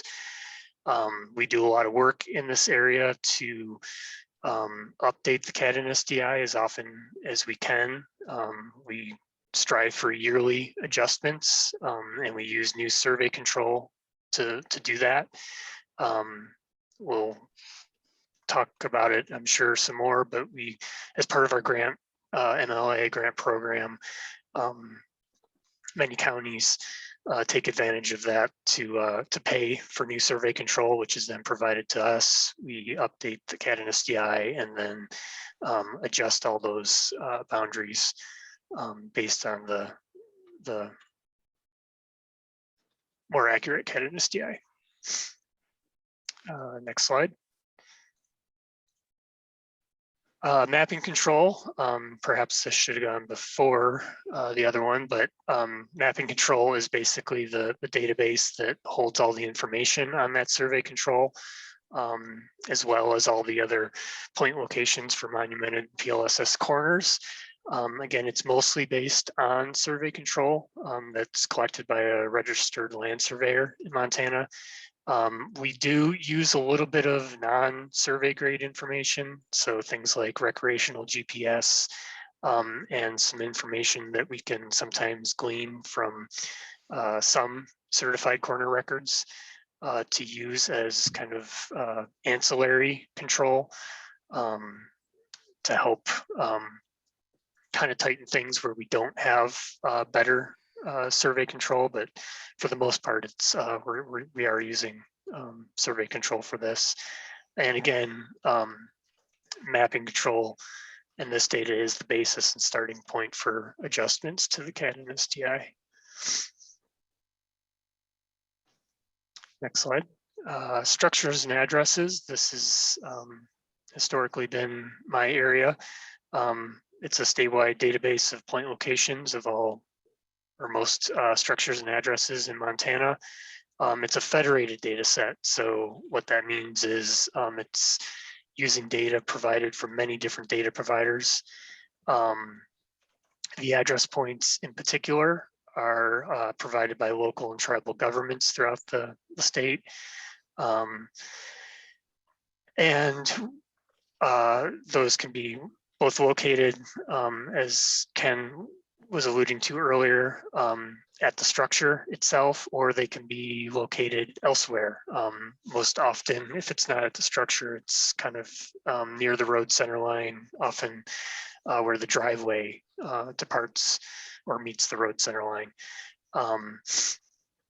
In addition to the actual address data we get from the local governments, we have a number of different thematic structure data sets, things like schools, fire stations, airports, hospitals, a number of other data sets like that, some of which are provided by a data provider that maintains, an authoritative list of those things. For schools, we work with OPI, for example.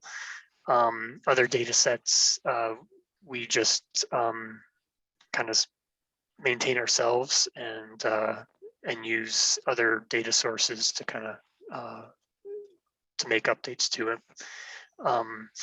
Updates for all these things vary based on the provider. We update the address data as much as we can.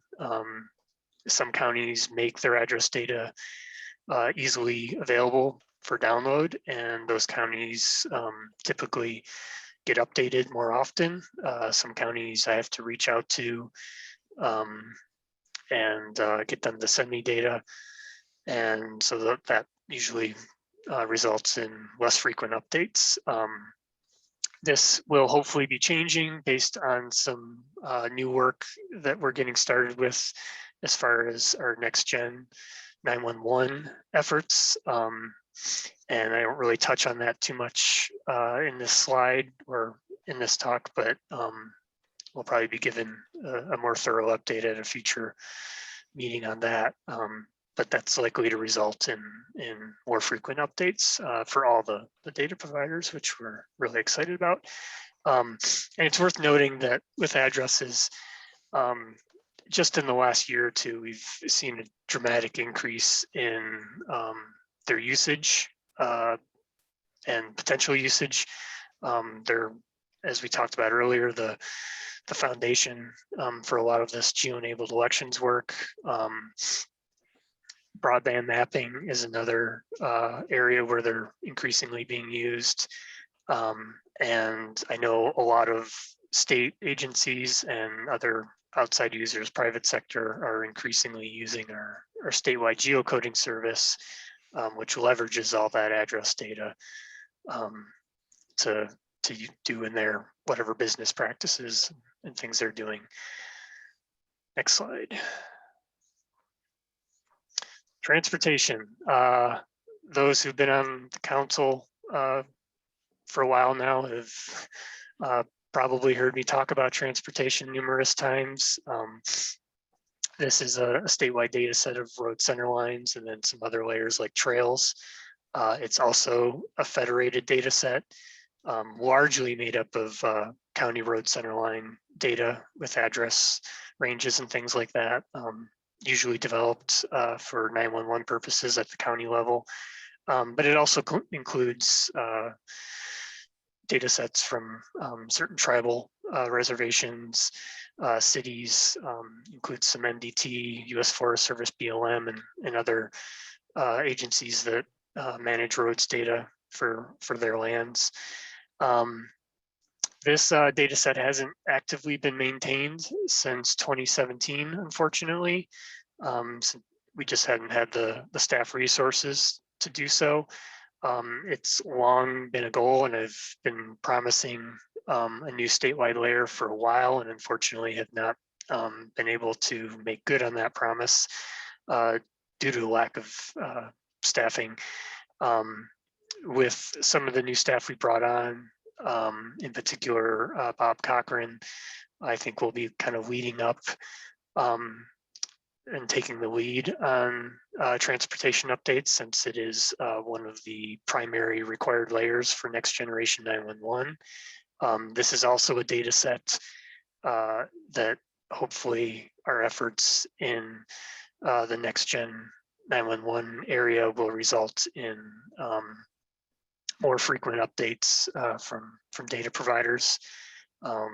That data flow is historically been similar to the addresses, where counties make it available. It's easy to get their data. Where counties don't have it available publicly, it requires reaching out to someone usually. We have been slowly rebuilding a new statewide data set. I can't even remember how many counties we have loaded. It's probably around a dozen or so. We're doing that currently in a data model that's pretty closely aligned with next generation 911 standards. But we've also added some fields and are emphasizing kind of the need for using this data as kind of a general roads reference layer for base mapping and things. I get many inquiries from state agencies and other private sector users about using this data and kind of the status of it. So I'll be really excited when we do get a new statewide layer together that folks can use for their needs. We will be organizing, and I've been promising this for a while now too, but just haven't had the time to take it on myself. We will be organizing a work group, and a number of folks on at least the previous council, some of whom are still around, have volunteered to be a part of that. And I haven't forgotten you. We'll be reaching out and getting you together to talk about additional needs beyond 911. So we understand roads have a lot of uses, and we by no means want to ignore all those other potential uses for it. I think that's the end. Yep. That was a lot. Any questions?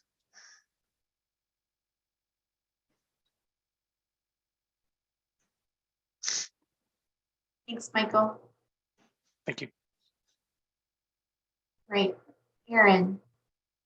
Again, council members, I apologize. I'm going to drop off here in about 5 minutes, and Aaron will take over chairing the meeting. Okay, thank you, Michael. I will go ahead and pull up my slides. They're kind of out of order. So let me stop sharing here.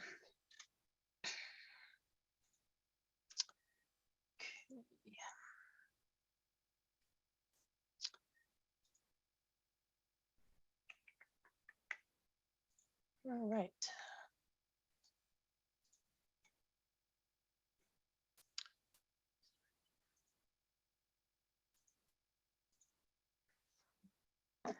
All right.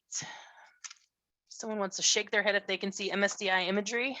Okay, perfect. Thank you. So a little bit of background for those of you on the call that are new to the council or just new to the some of the MSDI themes. The imagery program or the imagery theme is basically based on the National Agricultural Imagery Program, the NAEP. So you're going to hear that word a lot. The NAEP refers to the National Agricultural Imagery Program. Basically, we solely rely upon this program for statewide imagery. Here are the collections that we have, or the years in the collection that we have available as downloads, whether it's a defined geography or such as the USGS quad or a county. These are available for download, and also as statewide web services. And now when it comes to big data services such as these, we highly recommend that folks use the statewide web services. There is an ordering process in place if anyone from the public or state, local government, pretty much anyone requesting these, whether it's the whole collection itself or pieces of the collection, and that goes for both imagery products of the NAEP imagery, so the aerial photography, and then LiDAR. There's a process in place where we ask folks to send us a hard drive, and we can and then put those on the hard drive and send them off to folks. And then also lately we've been using OneDrive, which has worked pretty good for very small collections for LiDAR. Okay, so great news. There was, I think it was back in 2017, there was a, I guess some mix up in the program, or maybe not mix up is the correct word. There was a risk for the NAEP program kind of changing, which would significantly impact Western states that rely solely upon the NAEP as their imagery source. A lot of other states, specifically more in the East, have two different types of imagery. It's leaf on and leaf off. I like to joke around here that we have snow on and snow off imagery. And so there's really just a very short window to collect statewide imagery. And so that's typically done in July and August, all the way through October. Now, as most of you who are familiar with the collection know, over the past few collects, we've had an interruption in collection due to wildfires and then early snowfall. This year, I have not seen what the collect looks like yet, or any gaps that could exist based on snowfall and or wildfire smoke. However, I do know, I have been informed by some of my colleagues that the imagery for 2021 was fully collected. I got the email probably late October. So they were still collecting the final, I do believe the final 25% of the state, which was, they told me in the East, or excuse me, in the West, the Northwest. So there is the potential to possibly have to fly due to snow or smoke due to that ongoing wildfires, and then of course early snowfall. But it wasn't not like 2019 when we saw the very early snowfall in September, which really, basically most of the Western states was not collected and had to be flown in 2020 to fill the gap. As soon as I do hear more, I will let the community know. But here are the next steps for 2021. It was flown this year, and we'll work with our USDA NRCS partners to get that data. Roughly, I can't make any promises, but roughly spring 2022, maybe February. And then what we'll do is we'll internally process that and publish that as statewide web services, and then county downloadable SIDS, and make that available to our partners. And then our imagery collections can be discovered. I put the link in the slides, which I will make available, but I can also drop the link into the chat here in a minute. Does anybody have any questions about the imagery update?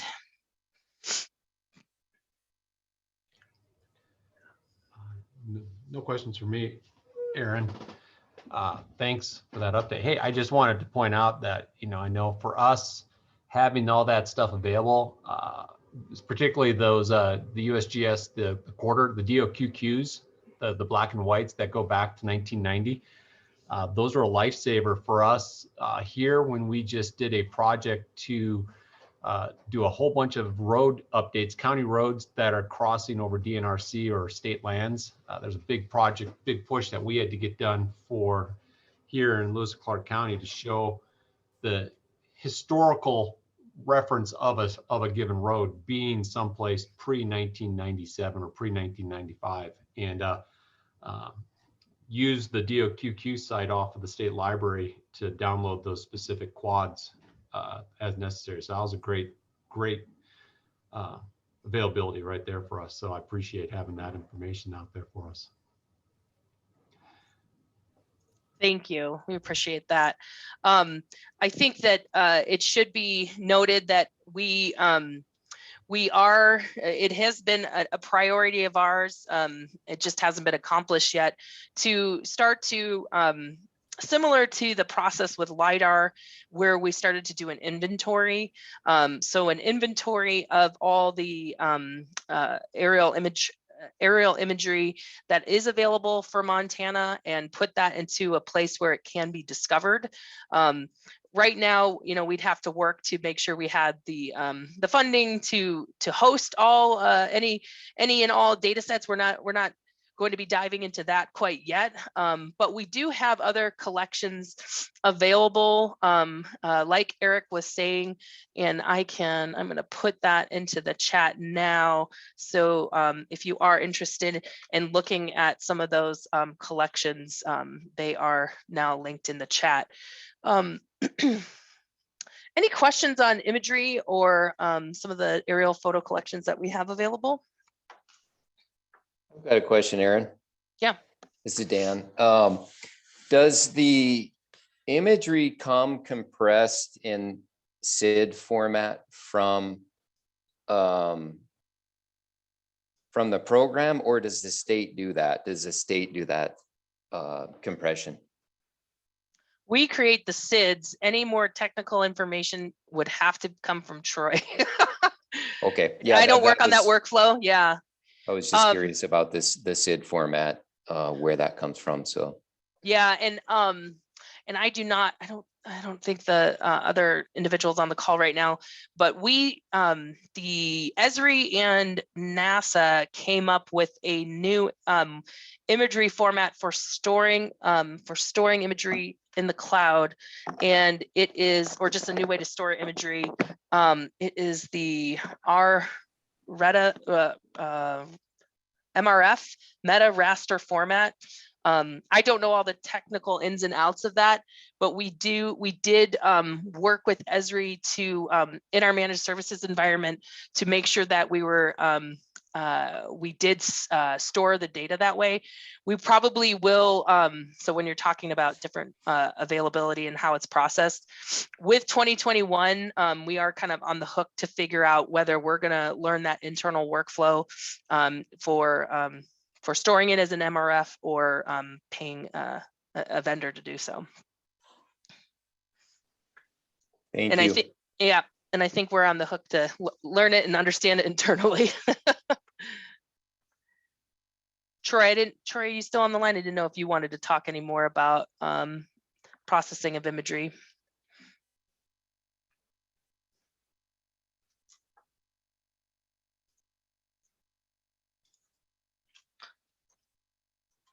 Okay. If you're talking, you are muted.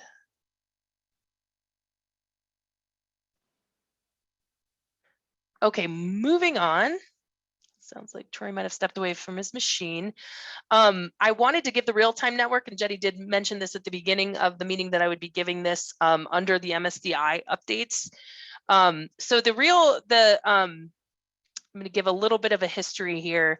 The state of Montana and certain tribal representatives reached out, the governor, Governor Bullock, and some tribal chairs and presidents reached out to the state of Washington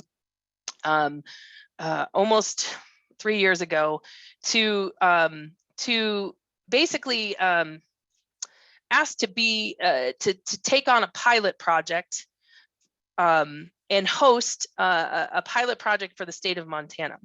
And since then, the state of Montana has had a pilot project stood up on the state of Washington's state reference network.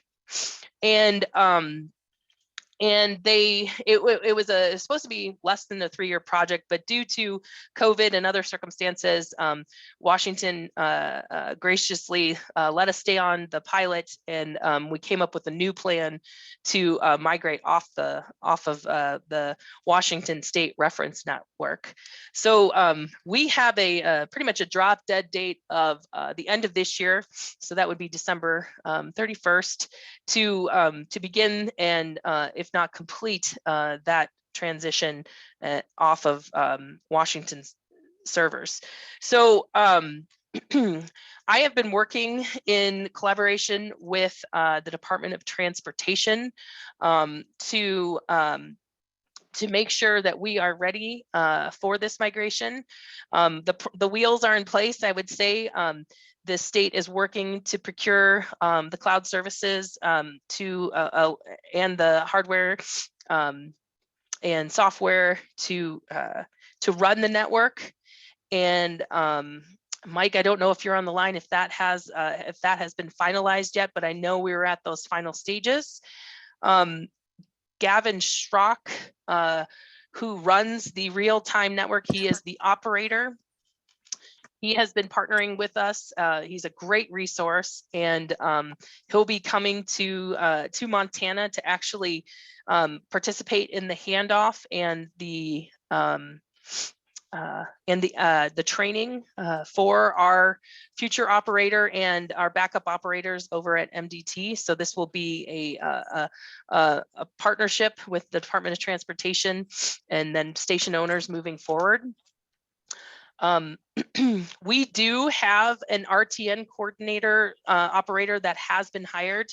The person had accepted the position, and we are working on the details. And I'm at this point, I'm unable to announce the position, but just know that we are in the process of getting that person a start date and then onboarded with the state of Montana. And then the overall plan for hosting this real-time network for the state of Montana is to implement a cost recovery model. So this will be a pay-for-service network, and we are working again with our partners at the Department of Transportation to understand what the best business model is to put in place for the real-time network. There's funding allocated, one-time only funding that was outlined in the land information plan that will be utilized to pay for the Rtn coordinator itself, and then other operational costs. And then also the Department of Transportation is providing costs for stations and for software. So I think it's kind of coming really fast right now, and it's a very critical project for the state of Montana. We're pretty excited about it. For those users that are currently using it, we're going to come up with some sort of grandfathering in before payment is expected, probably continuing to call it a pilot project until we have a better business model in place. But the point is to not lose service with the migration and allow for those existing users to continue using the network. And here is a recent map of all of the stations that are either existing or going to be. There are some pending stations put in there. And so this network, I should have said this at the beginning, I apologize for those that are new to the real-time networks. It allows for real-time GPS corrections. And so users of a network would be surveyors. It basically saves setup and tear down and when working on a survey team. The precision agricultural industry uses this with their equipment so that they can precisely apply fertilizer in certain parts of fields and whatnot. The construction industry uses this when setting a road grade to know exactly where they are in the project. And then of course, just folks like our local government GIS folks use this to just have more accurate spatial location when going out and collecting GPS points. So in some instances, it's centimeter grade accuracy. The team at MDT recently went out and tested the sub network in the Helena area, and it was we're not ready to report the exact results, but they were able to survey, I think, like 28 to 30 miles in only a handful of days. And we're all pretty satisfied with the results. And we're going to see a real return on investment for this infrastructure. Now, Mike, I believe maybe you came off mute for a minute. Oh, actually now I don't have much to add because I think you covered it well. The contract is in its final stages, circulating for review and approval, and I think we're gonna hit the target date to transfer over, and then kind of the long-term transition begins to deploy more sites, either at the local level or MDT or through the library, and transition the management of it from MDT to the library. So everything I think is going real well, but a lot of thanks go out to Washington for letting us run it in their environment for a couple years longer than they anticipated.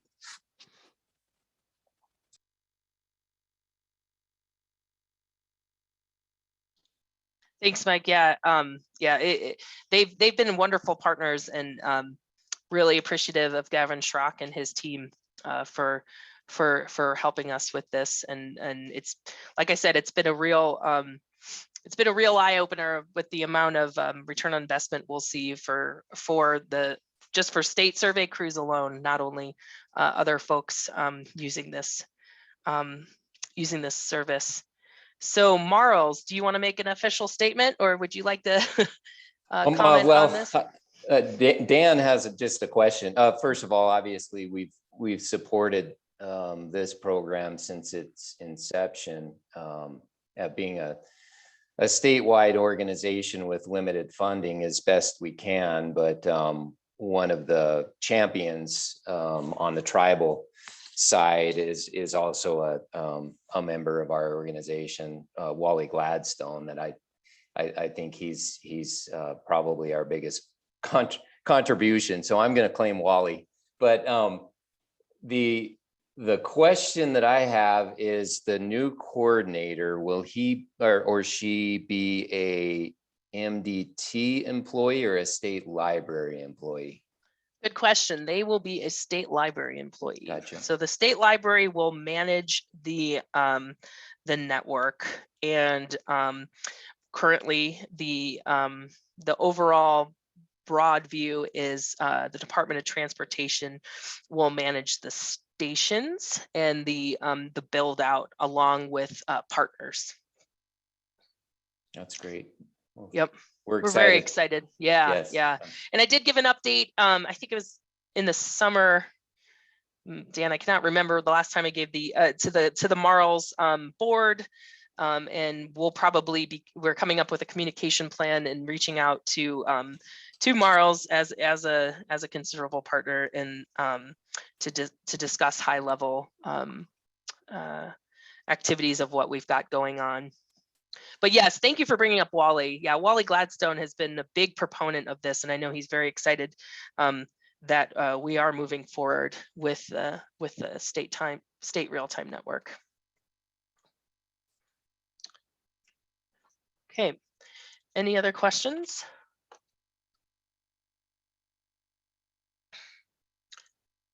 All right, so Jenny has signed off, and I am going to do a little bit of finagling here to get the right screen share on. Okay, can everyone see the agenda? Yes. Thank you. Okay, so I think we can move on to new business now. So this had come up, and Dawn had made the comment earlier about the need for better reporting of the activities of the land information plan, and all the work and the efforts that come out of the state library, and then the data partners and the MSDI theme leads. So what I was hoping is to either use the land information plan subcommittee to work with the state library to come up with some sort of framework for reporting and how things would like to be seen by the council, and or a subgroup of the land information subcommittee itself. Seeing as though we only have 2 now, I would take more volunteers for subcommittee members.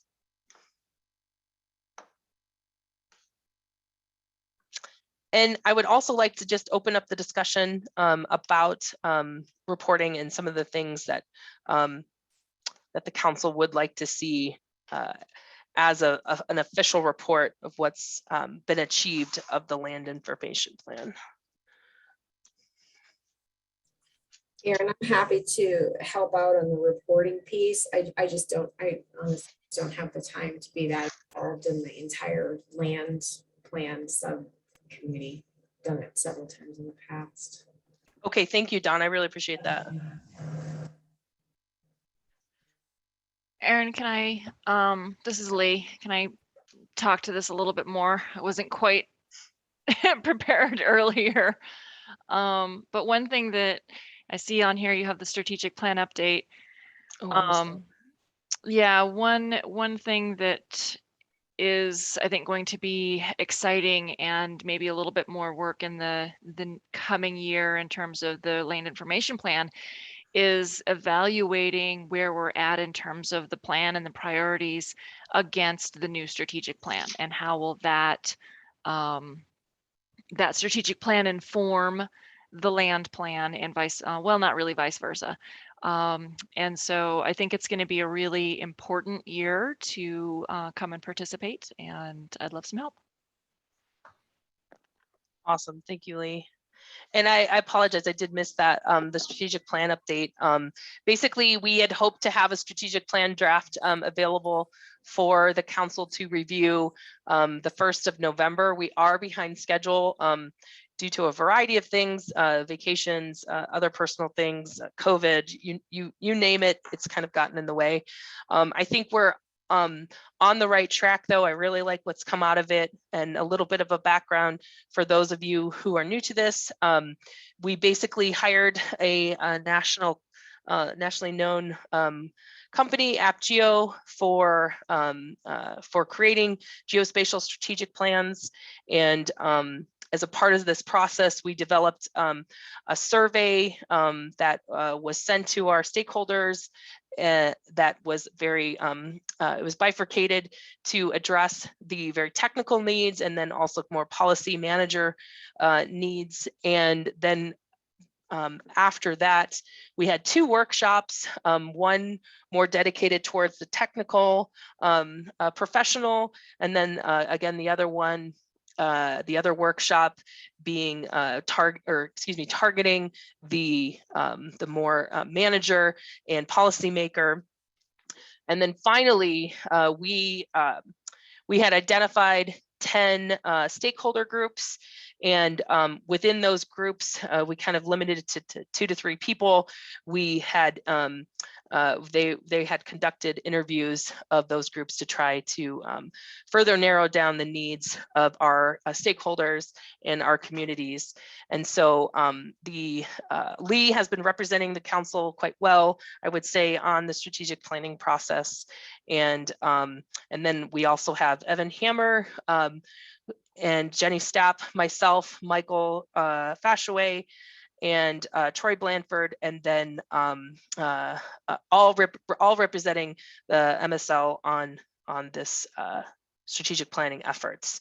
So that being said, if there's no discussion about what the council might want to see in reporting, what I'll do is I'll convene the land information plan subcommittee with the intent to having a subgroup of that, or just a narrow focus for reporting so that Dawn can participate in just those activities. And then we can have them report to the council on what might want to be seen or what they have surmised to that point. Any questions or comments? Okay, so I'm just going to push forward. It's 12:17. Thank you all for being online for over 2 hours right now. But we have one more new business item, and then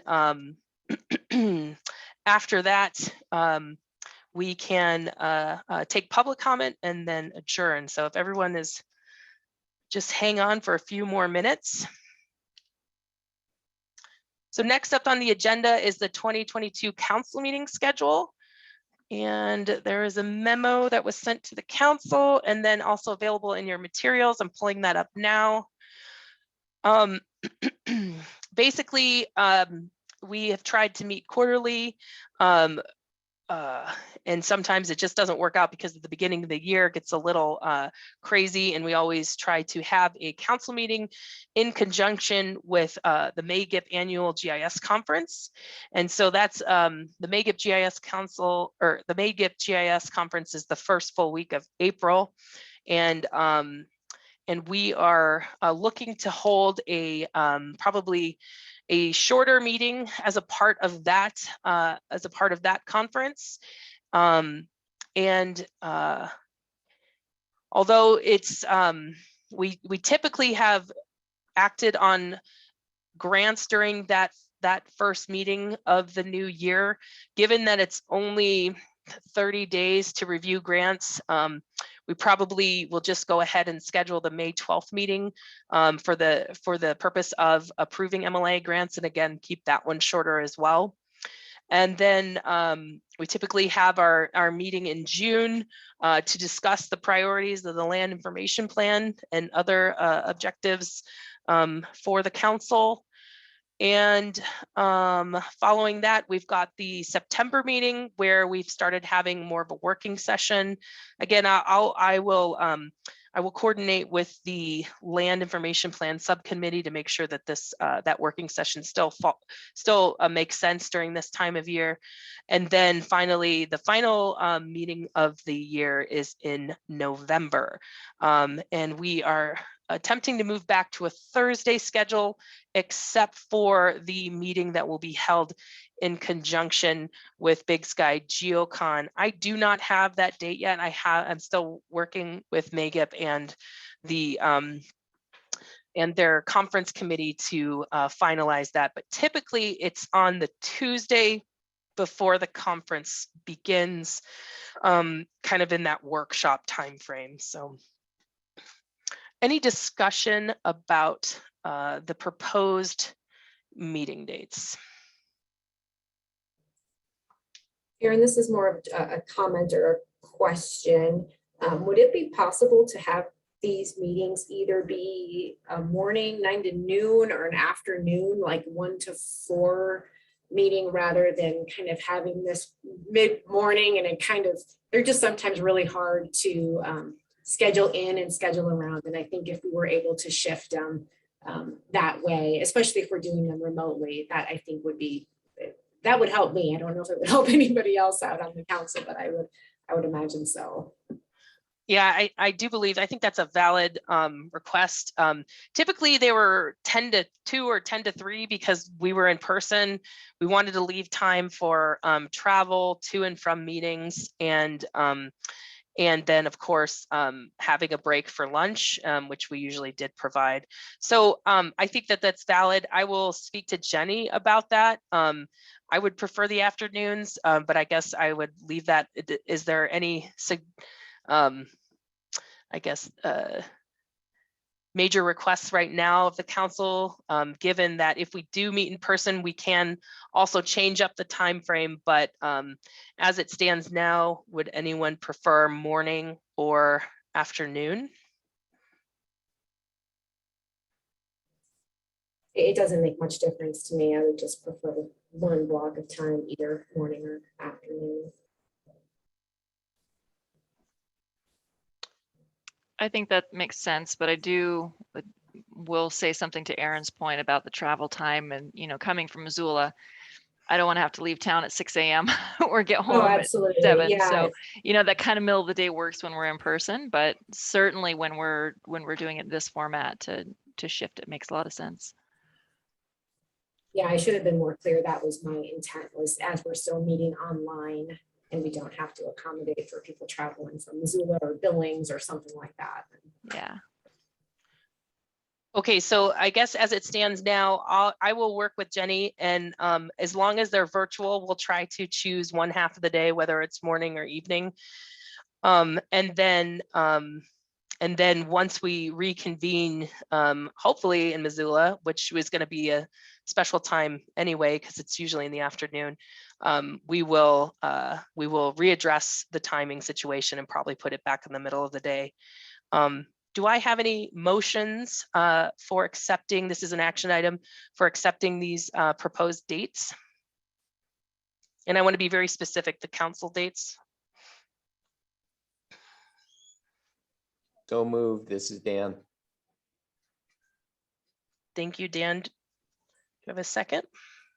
I'll Brandy, second. second. Yep. Whoops. Whoa. Brandy, do you want a second? Yes, I'd like to second. Thank you.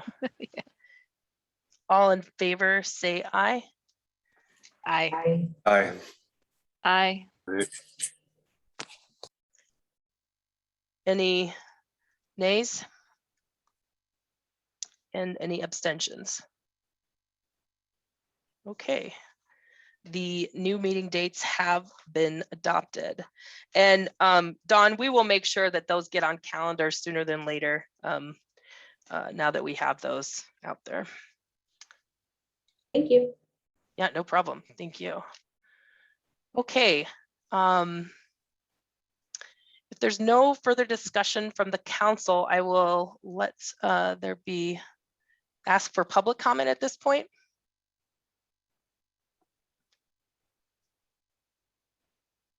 Okay.